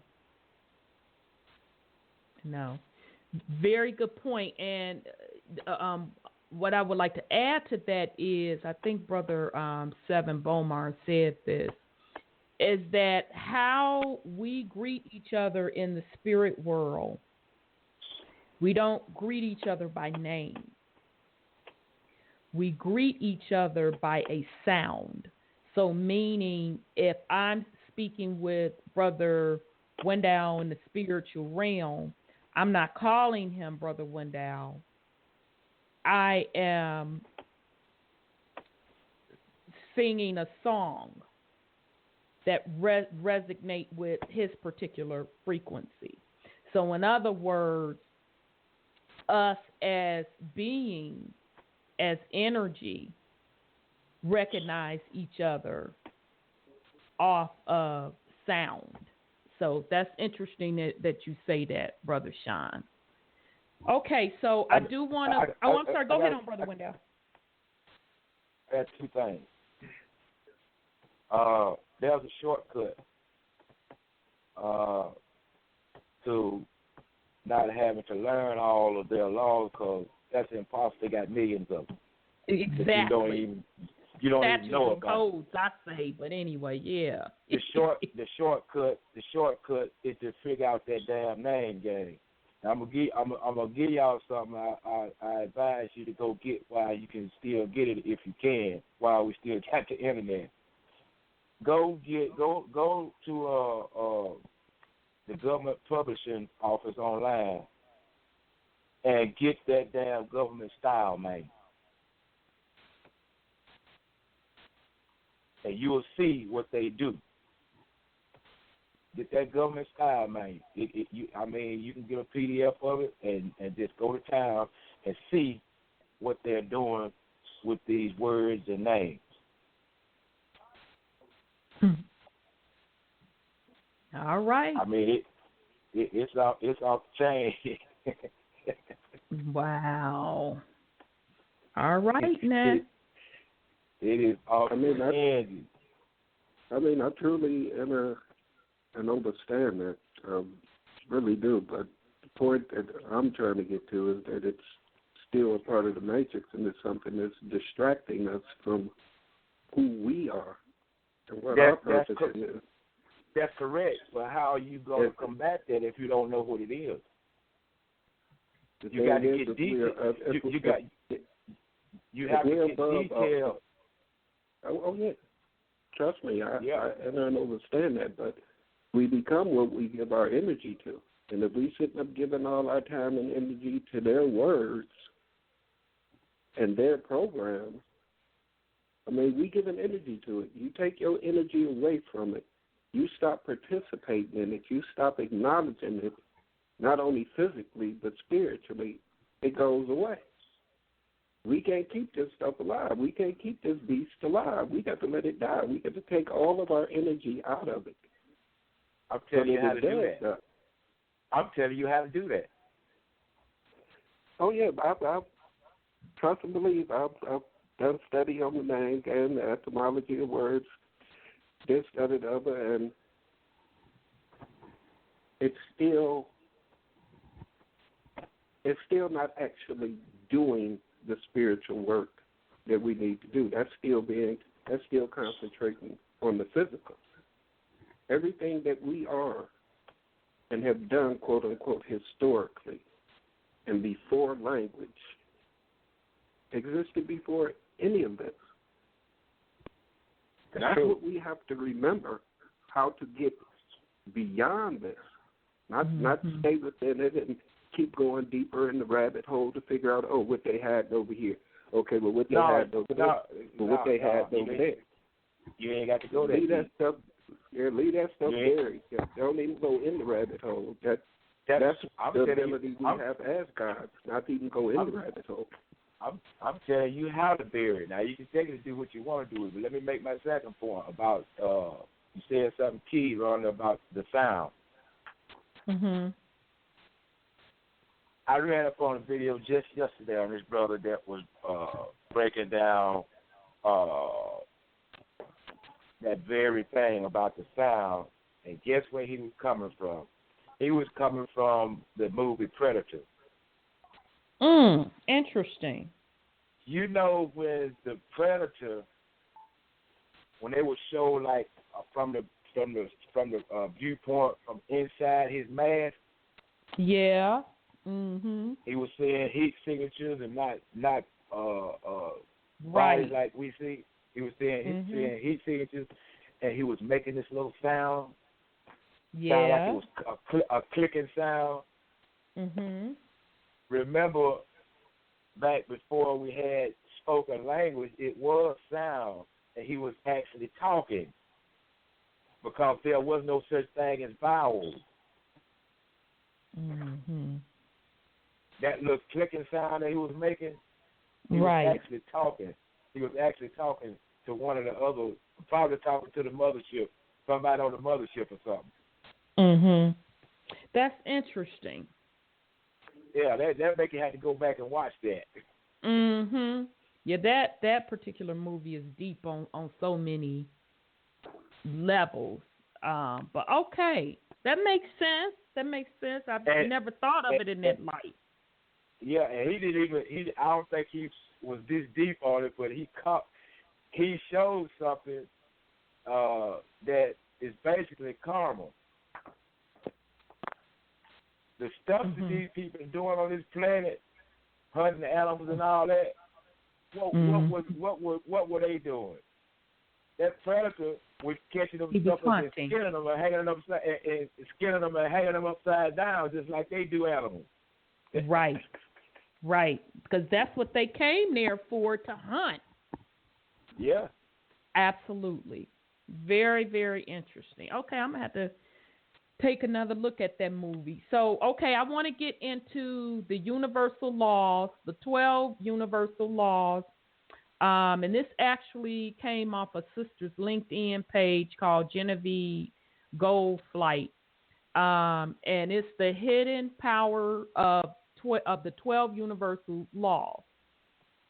Have you ever tried to drive to a destination that you have never visited before and never knew anything about? Can you remember how many times you missed your way, the turnings, and had to start all over again? Did you think a map or satellite navigator would have been very useful to you at that point in time? That's what it feels like when we try to navigate through life without understanding that there are various laws of nature, universal laws, to abide by in order to win the game of life. When we choose to ignore the natural laws of the universe, we do not need to be reminded that very often. We will experience struggle, resistance, unfulfilled destiny, pain, lack of direction, etc. It has always been in the nature of humanity to believe mostly in the things we can see, feel, taste, hear, or touch, while doubting anything else that is beyond the perception of our immediate senses. However, and that were all physical things that she described, by the way. So that goes back to the point, Brother Sean's point of we need to be careful of getting so deep in the physical and ignoring the spiritual. However, whether you believe it or not, these universal laws influence our everyday lives, and you cannot change that. You can liken these universal laws to a very deep root of a tree buried underground, which the ordinary eyes cannot see, and yet the root exerts so much influence on the tree, because without a root, a tree cannot stand. Here is a brief outline of the 12 universal laws. Number 1, the law of divine oneness. The law of divine oneness is the first of the 12 universal laws, and it helps us to understand that this world we live, everything is connected to everything else. Every thought, words, actions, and beliefs of ours affect others in the universe around us, irrespective of what the people are near or far away. In other words, beyond time and space. Law number 2, the law of vibration. The law of vibration states that everything in the universe vibrates, moves, and travels in a circular pattern. The same principle of vibration in the physical world apply to our feelings, desires, thoughts, dreams, and will. Each sound, thought, or thing has its own unique vibrational frequency. When you hear people say like attracts like, they are actually referring to how a vibrational energy can resonate with or is attracted to the same or similar vibrational energy. Basically, this is the reason why what others do or say affect us directly or indirectly. However, if you are not happy with your current vibration, you will need to make a conscious choice to focus your energy on more positive emotions and less on negative emotions in order to raise your vibration higher beyond the one you do not want in your life. If you do not want more bad news coming to you, do not be the one to start spreading it around to others. By giving others that which you desire, you indirectly increase that which comes back to you. Number 3, the law of action. The law of action must be applied in order for us to manifest things on earth. Therefore, we must engage in actions that support our words, feelings, visions, thoughts, dreams, and emotions. These actions will bring us manifestation of various results, which are dependent on our specifically chosen words, thoughts, dreams, and emotions. Number 4, the law of correspondence. The law of correspondence basically puts us in the driver's seat of our own lives. Our outer world is a direct reflection of our inner world. Therefore, we need to accept responsibility for our own lives. Another good example for this law is the fact that in the physical world, energy, vibration, light, and motion have their corresponding principles to the universe, in the universe. This explains the relationship between the world of the infinite small and the infinite large, otherwise called microcosm and macro, respectively. The law of cause and effect. Okay, that's what we've been talking about tonight, which is really the law of karma. The law of cause and effect states that nothing happens by chance or outside the universal laws. This means that we have to take responsibility for everything that happens in our lives. Every action has an equal reaction or consequence, and it is what we sow that we reap. You cannot plant a hibiscus flower and expect to reap a rose flower. In other words, every thought, action, words are full of energy. The law, number 6, the law of compensation. This law of compensation is the extended arm of the law of cause and effect, which is applied to abundance and blessings that flow into our lives in the form of friendship, gifts, money, inheritance, and other forms of blessings. These various forms of compensation are the visible effects of our direct and indirect actions carried out throughout our lives. So before I go on to number 7, hopefully we're seeing, as we were talking about the laws of karma, the laws of cause and effect, you're seeing a lot of the laws that apply to karma also are a part of the universal law. Okay, number 7, the law of attraction. This law of attraction shows how we create the events, people, and things that come into our lives. All our thoughts, words, feelings, and actions give out energies, which likewise attracts other energies. Positive energies will attract positive energies, while negative energies will always attract negative energies. It doesn't matter whether you want the negative or not. What you place your attention on is what you attract into your life. On the other hand, if you do not like the negative, you just need to raise your vibration higher and away from it in order to fully apply this law of attraction to work for you. For example, when anyone starts out thinking negatively, their vibration is lowered. As the focus on the problem rather than the solution becomes intense, the size and the number of the problem will magnify, and that's where the person's focus is. Number 8, the law of perpetual transmutation of energy. The law of perpetual transmutation of energy is a powerful one. It states that we all have power within us to change any condition in our lives that we are not happy with. Higher energy vibrations will definitely consume and transform lower ones.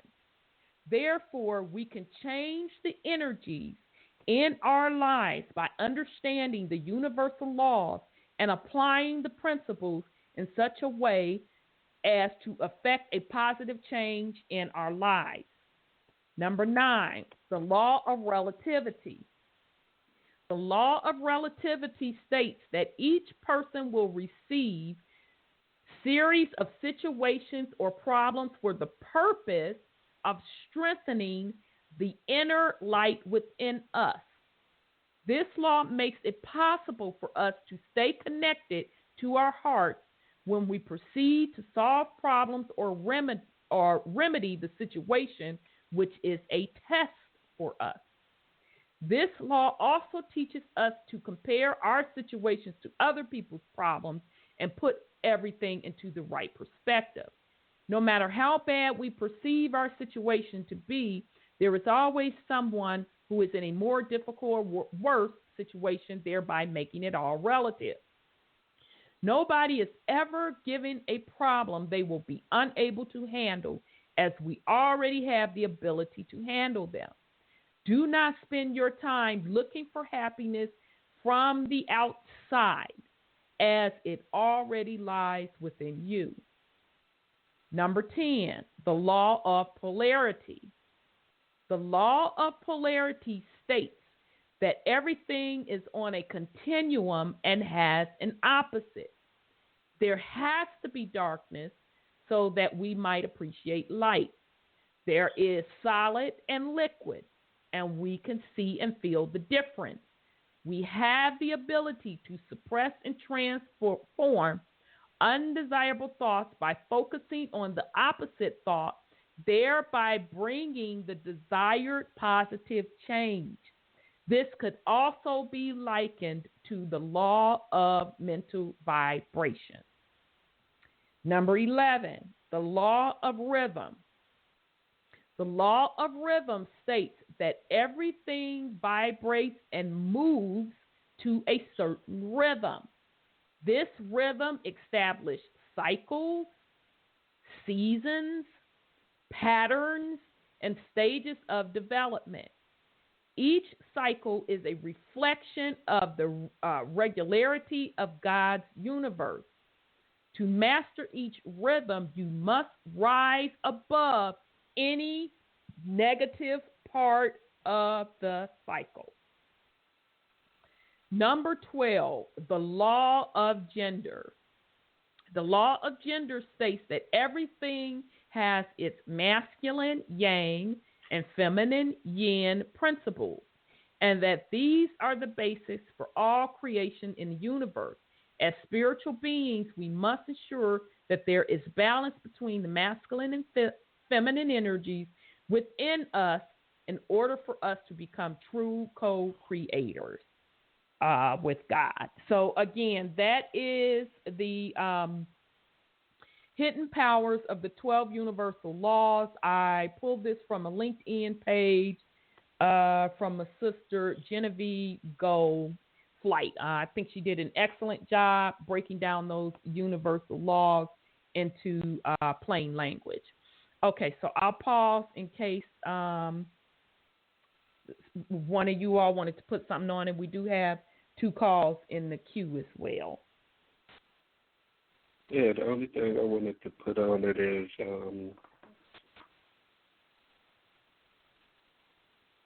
it's all just a cycle. We keep coming back to the same thing. Go within. The law of attraction, I mean, it states that we attract like frequencies. Right. But that's not necessarily true, because in the dark you turn on the light, the mosquitoes about to come get your ass. Them vampires about to get you. I mean, the darkness brings out all the predators, so to speak. Most predators hunt by night. Mm-hmm. I mean, it's just so many levels to all this. It's just really hard to figure out what really pertains to us, and did we implement karma upon our creations? And then God's here for the human experience. Mm-hmm. We then fell off into what we implemented. That's a good point. I see where you're going with that, and even with the whole concept of light and dark. First of all, we know that the aspect of color itself, or the angles of light, has an associated vibration to it, right? Okay, right. So that's where your levels come into play. So if you are resonating at an angle of light that is at a higher frequency or higher vibration, therefore you can't be fed off of, right? Correct. By the energy or by the vampires per se. Right. So, again, it still goes back to, although I think she did an excellent job breaking down the 12 laws, but at the end of the day, it still goes back to your vibration and your frequency and where you are in the process. Hey, I got a question. Mm-hmm. What product did they create did they create off of that concept? Say that again. I missed that. I'm sorry. All right. You said that if your vibration is at a certain level, when the mosquitoes come to attack you, it'll kill them. What product did they create off of that concept? What product? Oh, yep. Oh, you mean like product. Oh, that damn mosquito bug light. Yeah. That's what you're talking about? Right. And what color is that light if we talking about the same thing? I'm just saying. Ain't it blue? Yeah. And where's the color blue on the chakra? That's the heart chakra, ain't it? No, heart is green. That's blue. That's the throat chakra. No, that's the throat chakra. The blue one is. That's the throat chakra. Because there's one in between the heart and the crown chakra. So the point being, it's a higher level vibration chakra, right? Yeah. And remember, the energy vampires cannot get past the heart chakra or the fourth dimension. Well, see, that throat chakra is where they stop if it's operating, because you can make a sound and kill it. Very good point. Very good point. Very, very damn good point. Absolutely. So you could use the sound, and in the case of the physical bug killer, damn, that was a good analogy, Brother Wendell. I never looked at another damn bug killer the same way. They use the color blue. It is what it is.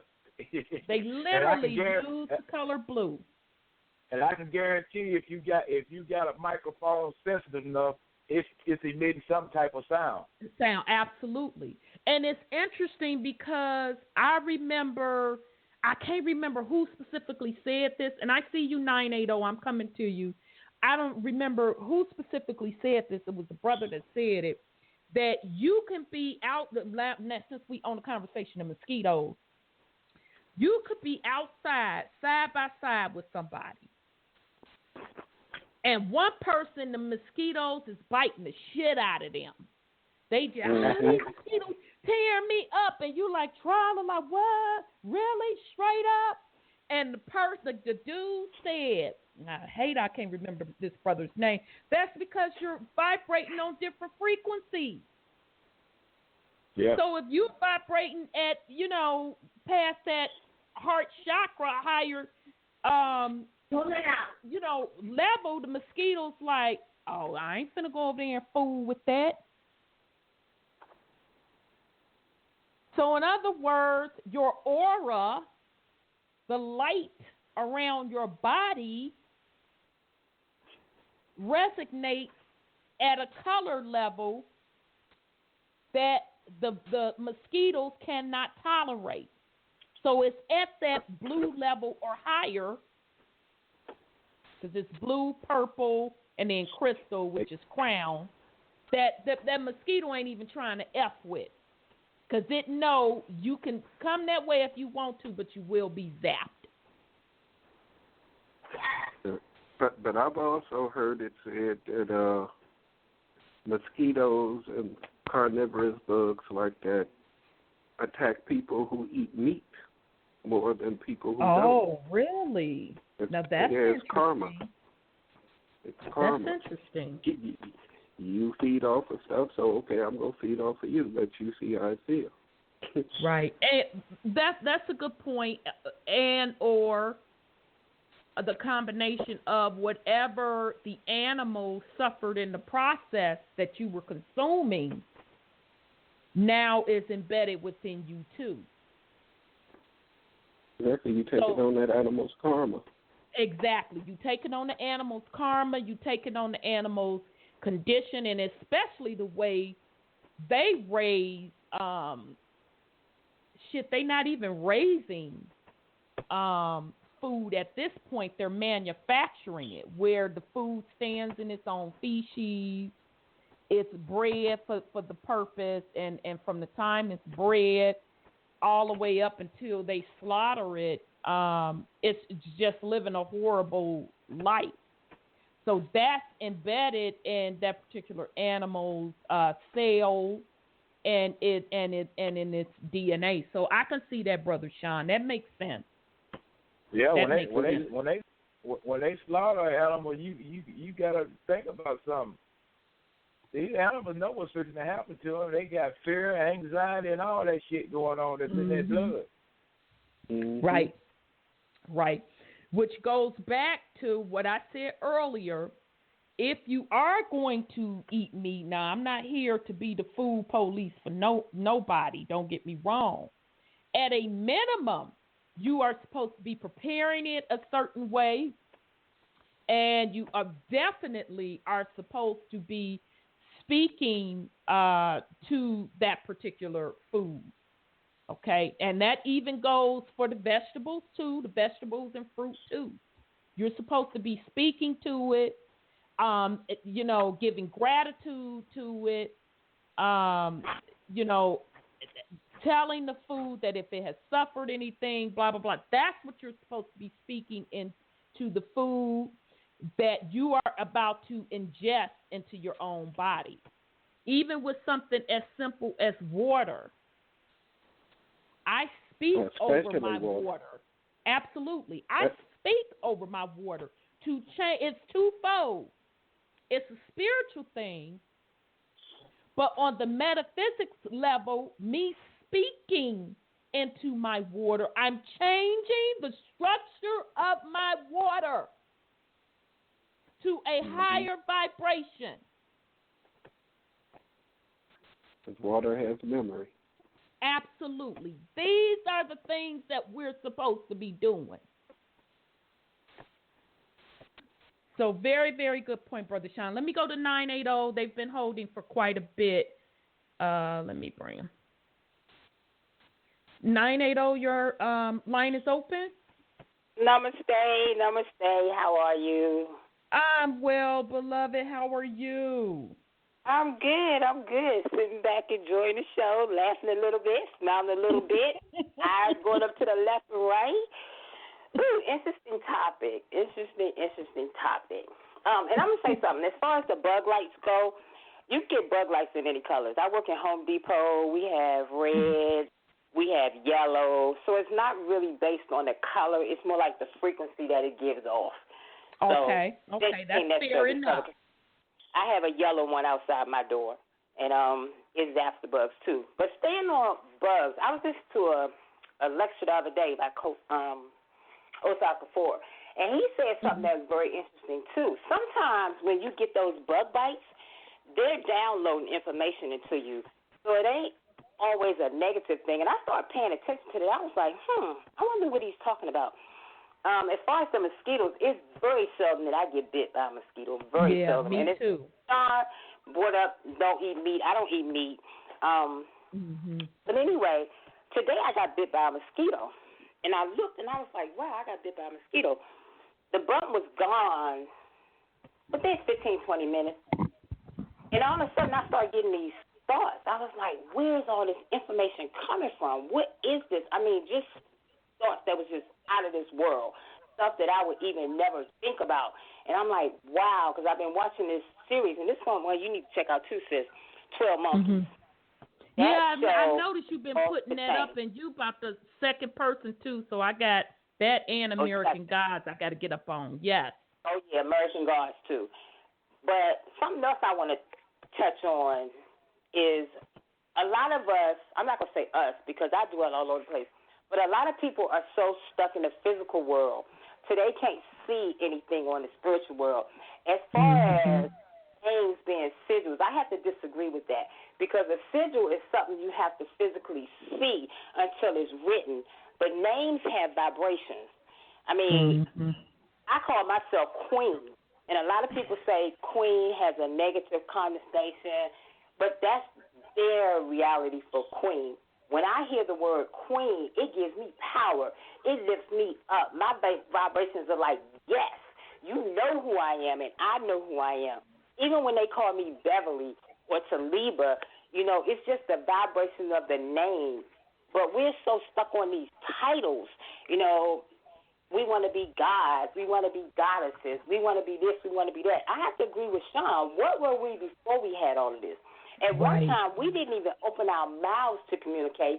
We didn't write. Didn't do no sign. Everything was a thought. I could send you a thought, and you answered me back with a thought. Those are the things that we have to get back to. I never studied no straw man, had no desire to study no straw man, because it had nothing to do with who I am today, where I walk. In my level of understanding, I'm like, what did the straw man do for me? Not a damn thing, you know. But then again, I've learned to step out the matrix. The only time I get pulled back into the matrix is when I go on Facebook and people tell me this happened, people tell me that happened, and then I have to pull myself away from it or tell myself, you know, this is not my reality. And then y'all said something, when you're in the spiritual realm, people don't call you by name. My experience, I go in the spirit realm with my daughter. She calls me Mom, and I call her Shay. Now, we dwell everywhere. We have this parallel universe where it's a reality where she's still there. We're in the physical. And there will be some places we go, and yes, we are energy. But when I go to that parallel universe, to me, that's the spirit realm, and that's what she addresses me as. When I hear her voice, I hear Mom. When I'm addressing her, I say Shay. You know, sometimes it's all about what you're familiar with and your level of consciousness. My mother said when she hears her mother talk to her, her mother calls her by her name. Now, my mom's still a Christian, diehard Christian. I mean, Jesus, name it, she said, go to church, shout, and all this other stuff. But with her, that's what brings her happiness, and that's what I always dwell on. We just got to remember what brings people happiness, because that's what it's all about, keeping your vibrations high. But we keep dwelling on all this stuff that are pulling down the vibrations low. You know, everybody tripping off of Trump. I'm like, that's why Trump is so damn powerful, because so many melanated people is giving him their energy. They just don't realize whenever you go on Facebook and you post something about Trump, you're giving him your energy. Even when you say his name, you're giving him your energy, but our people don't understand that. They're too into this physical world. But once you start looking at those 12 monkeys, I'm not even going to tell you what it's going to show you, but the things that it is going to show you, as you say, is going to peel your wig back. It is awesome. I mean, I try to tell you, I tell him every day, time traveling, like I told him tonight, I didn't even know the show was on. I looked on Facebook, and I'm like, oh, my God, it's 8 o'clock. I had no clue where I was from 7 to 8. I don't. It's like at times I just go into different realities. I'll go, I was telling Sean the other day, normally when I go to work, it's a 20-minute drive. One day I was sitting around, wasn't paying no attention, left the house. I had 10 minutes to get to work. When I got to work, not only was I on time, but I was 10 minutes early. I go to clock in, I look at the clock, and I'm like, what the hell? I should have been at least 15 minutes late, and I wasn't. So these are the things that we have the ability to do while we're here. And this is what people should be tapping into, but we're still tapping into, as Sean say, these programs. We definitely got to get away from these programs, and people just don't understand that. We got to realize how powerful. And people ask me, how do you do that? I'm like, how do you not do it? You know, it's stuff that we remember, and then there's a lot of stuff we say that we don't remember, but you do remember. You just got to tap into that spot in the back of your brain. I remember being a cat. That's why I have so much compassion for animals, and I was trying to wrap my mind around what does it mean to kill an animal and they don't feel pain. They're going to feel pain unless you are some propofol, some Diprovan, or something that's going to put them to sleep peacefully, some morphine. them animals are feeling pain. And I know plants the same thing. When you put a plant in the blender, you're doing the same thing, but it's just something that's just a little bit different about it. So believe that if you're one of these people that participating in all of that, you're going to get karma. Karma's going to come back to you. But then I also heard one guy to say, what the hell is karma? Who came up with this word? It's like Ozark say, where did words come from? Mm-hmm. Who knows where these words come from? So I think for me, I like stuff that raises my vibration, stuff that challenges me. That's the key. Like manifest and stuff. Everybody saying, oh, it's a new moon. I got to embrace this new moon energy. And me being the person that I am, I went on Facebook and said, I am the new moon. Yeah, I saw that. I kind of chuckled to myself. We got to stop looking outside of ourselves for everything. I totally agree. And I'm like, and I can't keep up with the cycle, to be honest. I can't keep up with the cycle where you got to do, and I'm like, damn, I'm not doing none of that. I don't have the energy to keep up with that. Damn all of that. I'm supposed to be balancing my own internal planets. I don't have time to keep up with that and do this, twist that, turn that. No, you're supposed to be balancing your own chakras, raising your own vibrations. You're absolutely correct. Right. Well, absolutely with that, correct. I'm done. I love y'all all. Everybody's on the panel. I love y'all. I don't know if Sister Divinity is tuned in tonight. Hello, sis. I love you. Y'all keep doing what y'all doing, and have a great night. Okay, you too, sis. Thanks, sis Corley. Love you much. Love you too. Peace and love. That's peace and love. That's baby peace girl Shay's mother. Interestingly enough, now sis always come on and bring up a doggone topic. Damn, we only got 2 minutes, y'all. Okay, we'll talk about that next week. Next week's show is going to be about the Christ within you. So we're going to be dealing with your pineal gland and your crown chakra. Brother Wendell, you have any last words for the family? Keep plugging. Keep plugging. We got to find out what the hell happened. You got to look at some of everything and deal with some of everything to figure out what happened. All right, now, Brother Sean, you have any last words for the family? I just found the word karma interesting. If you break it down, carnal, dealing with the flesh, mother.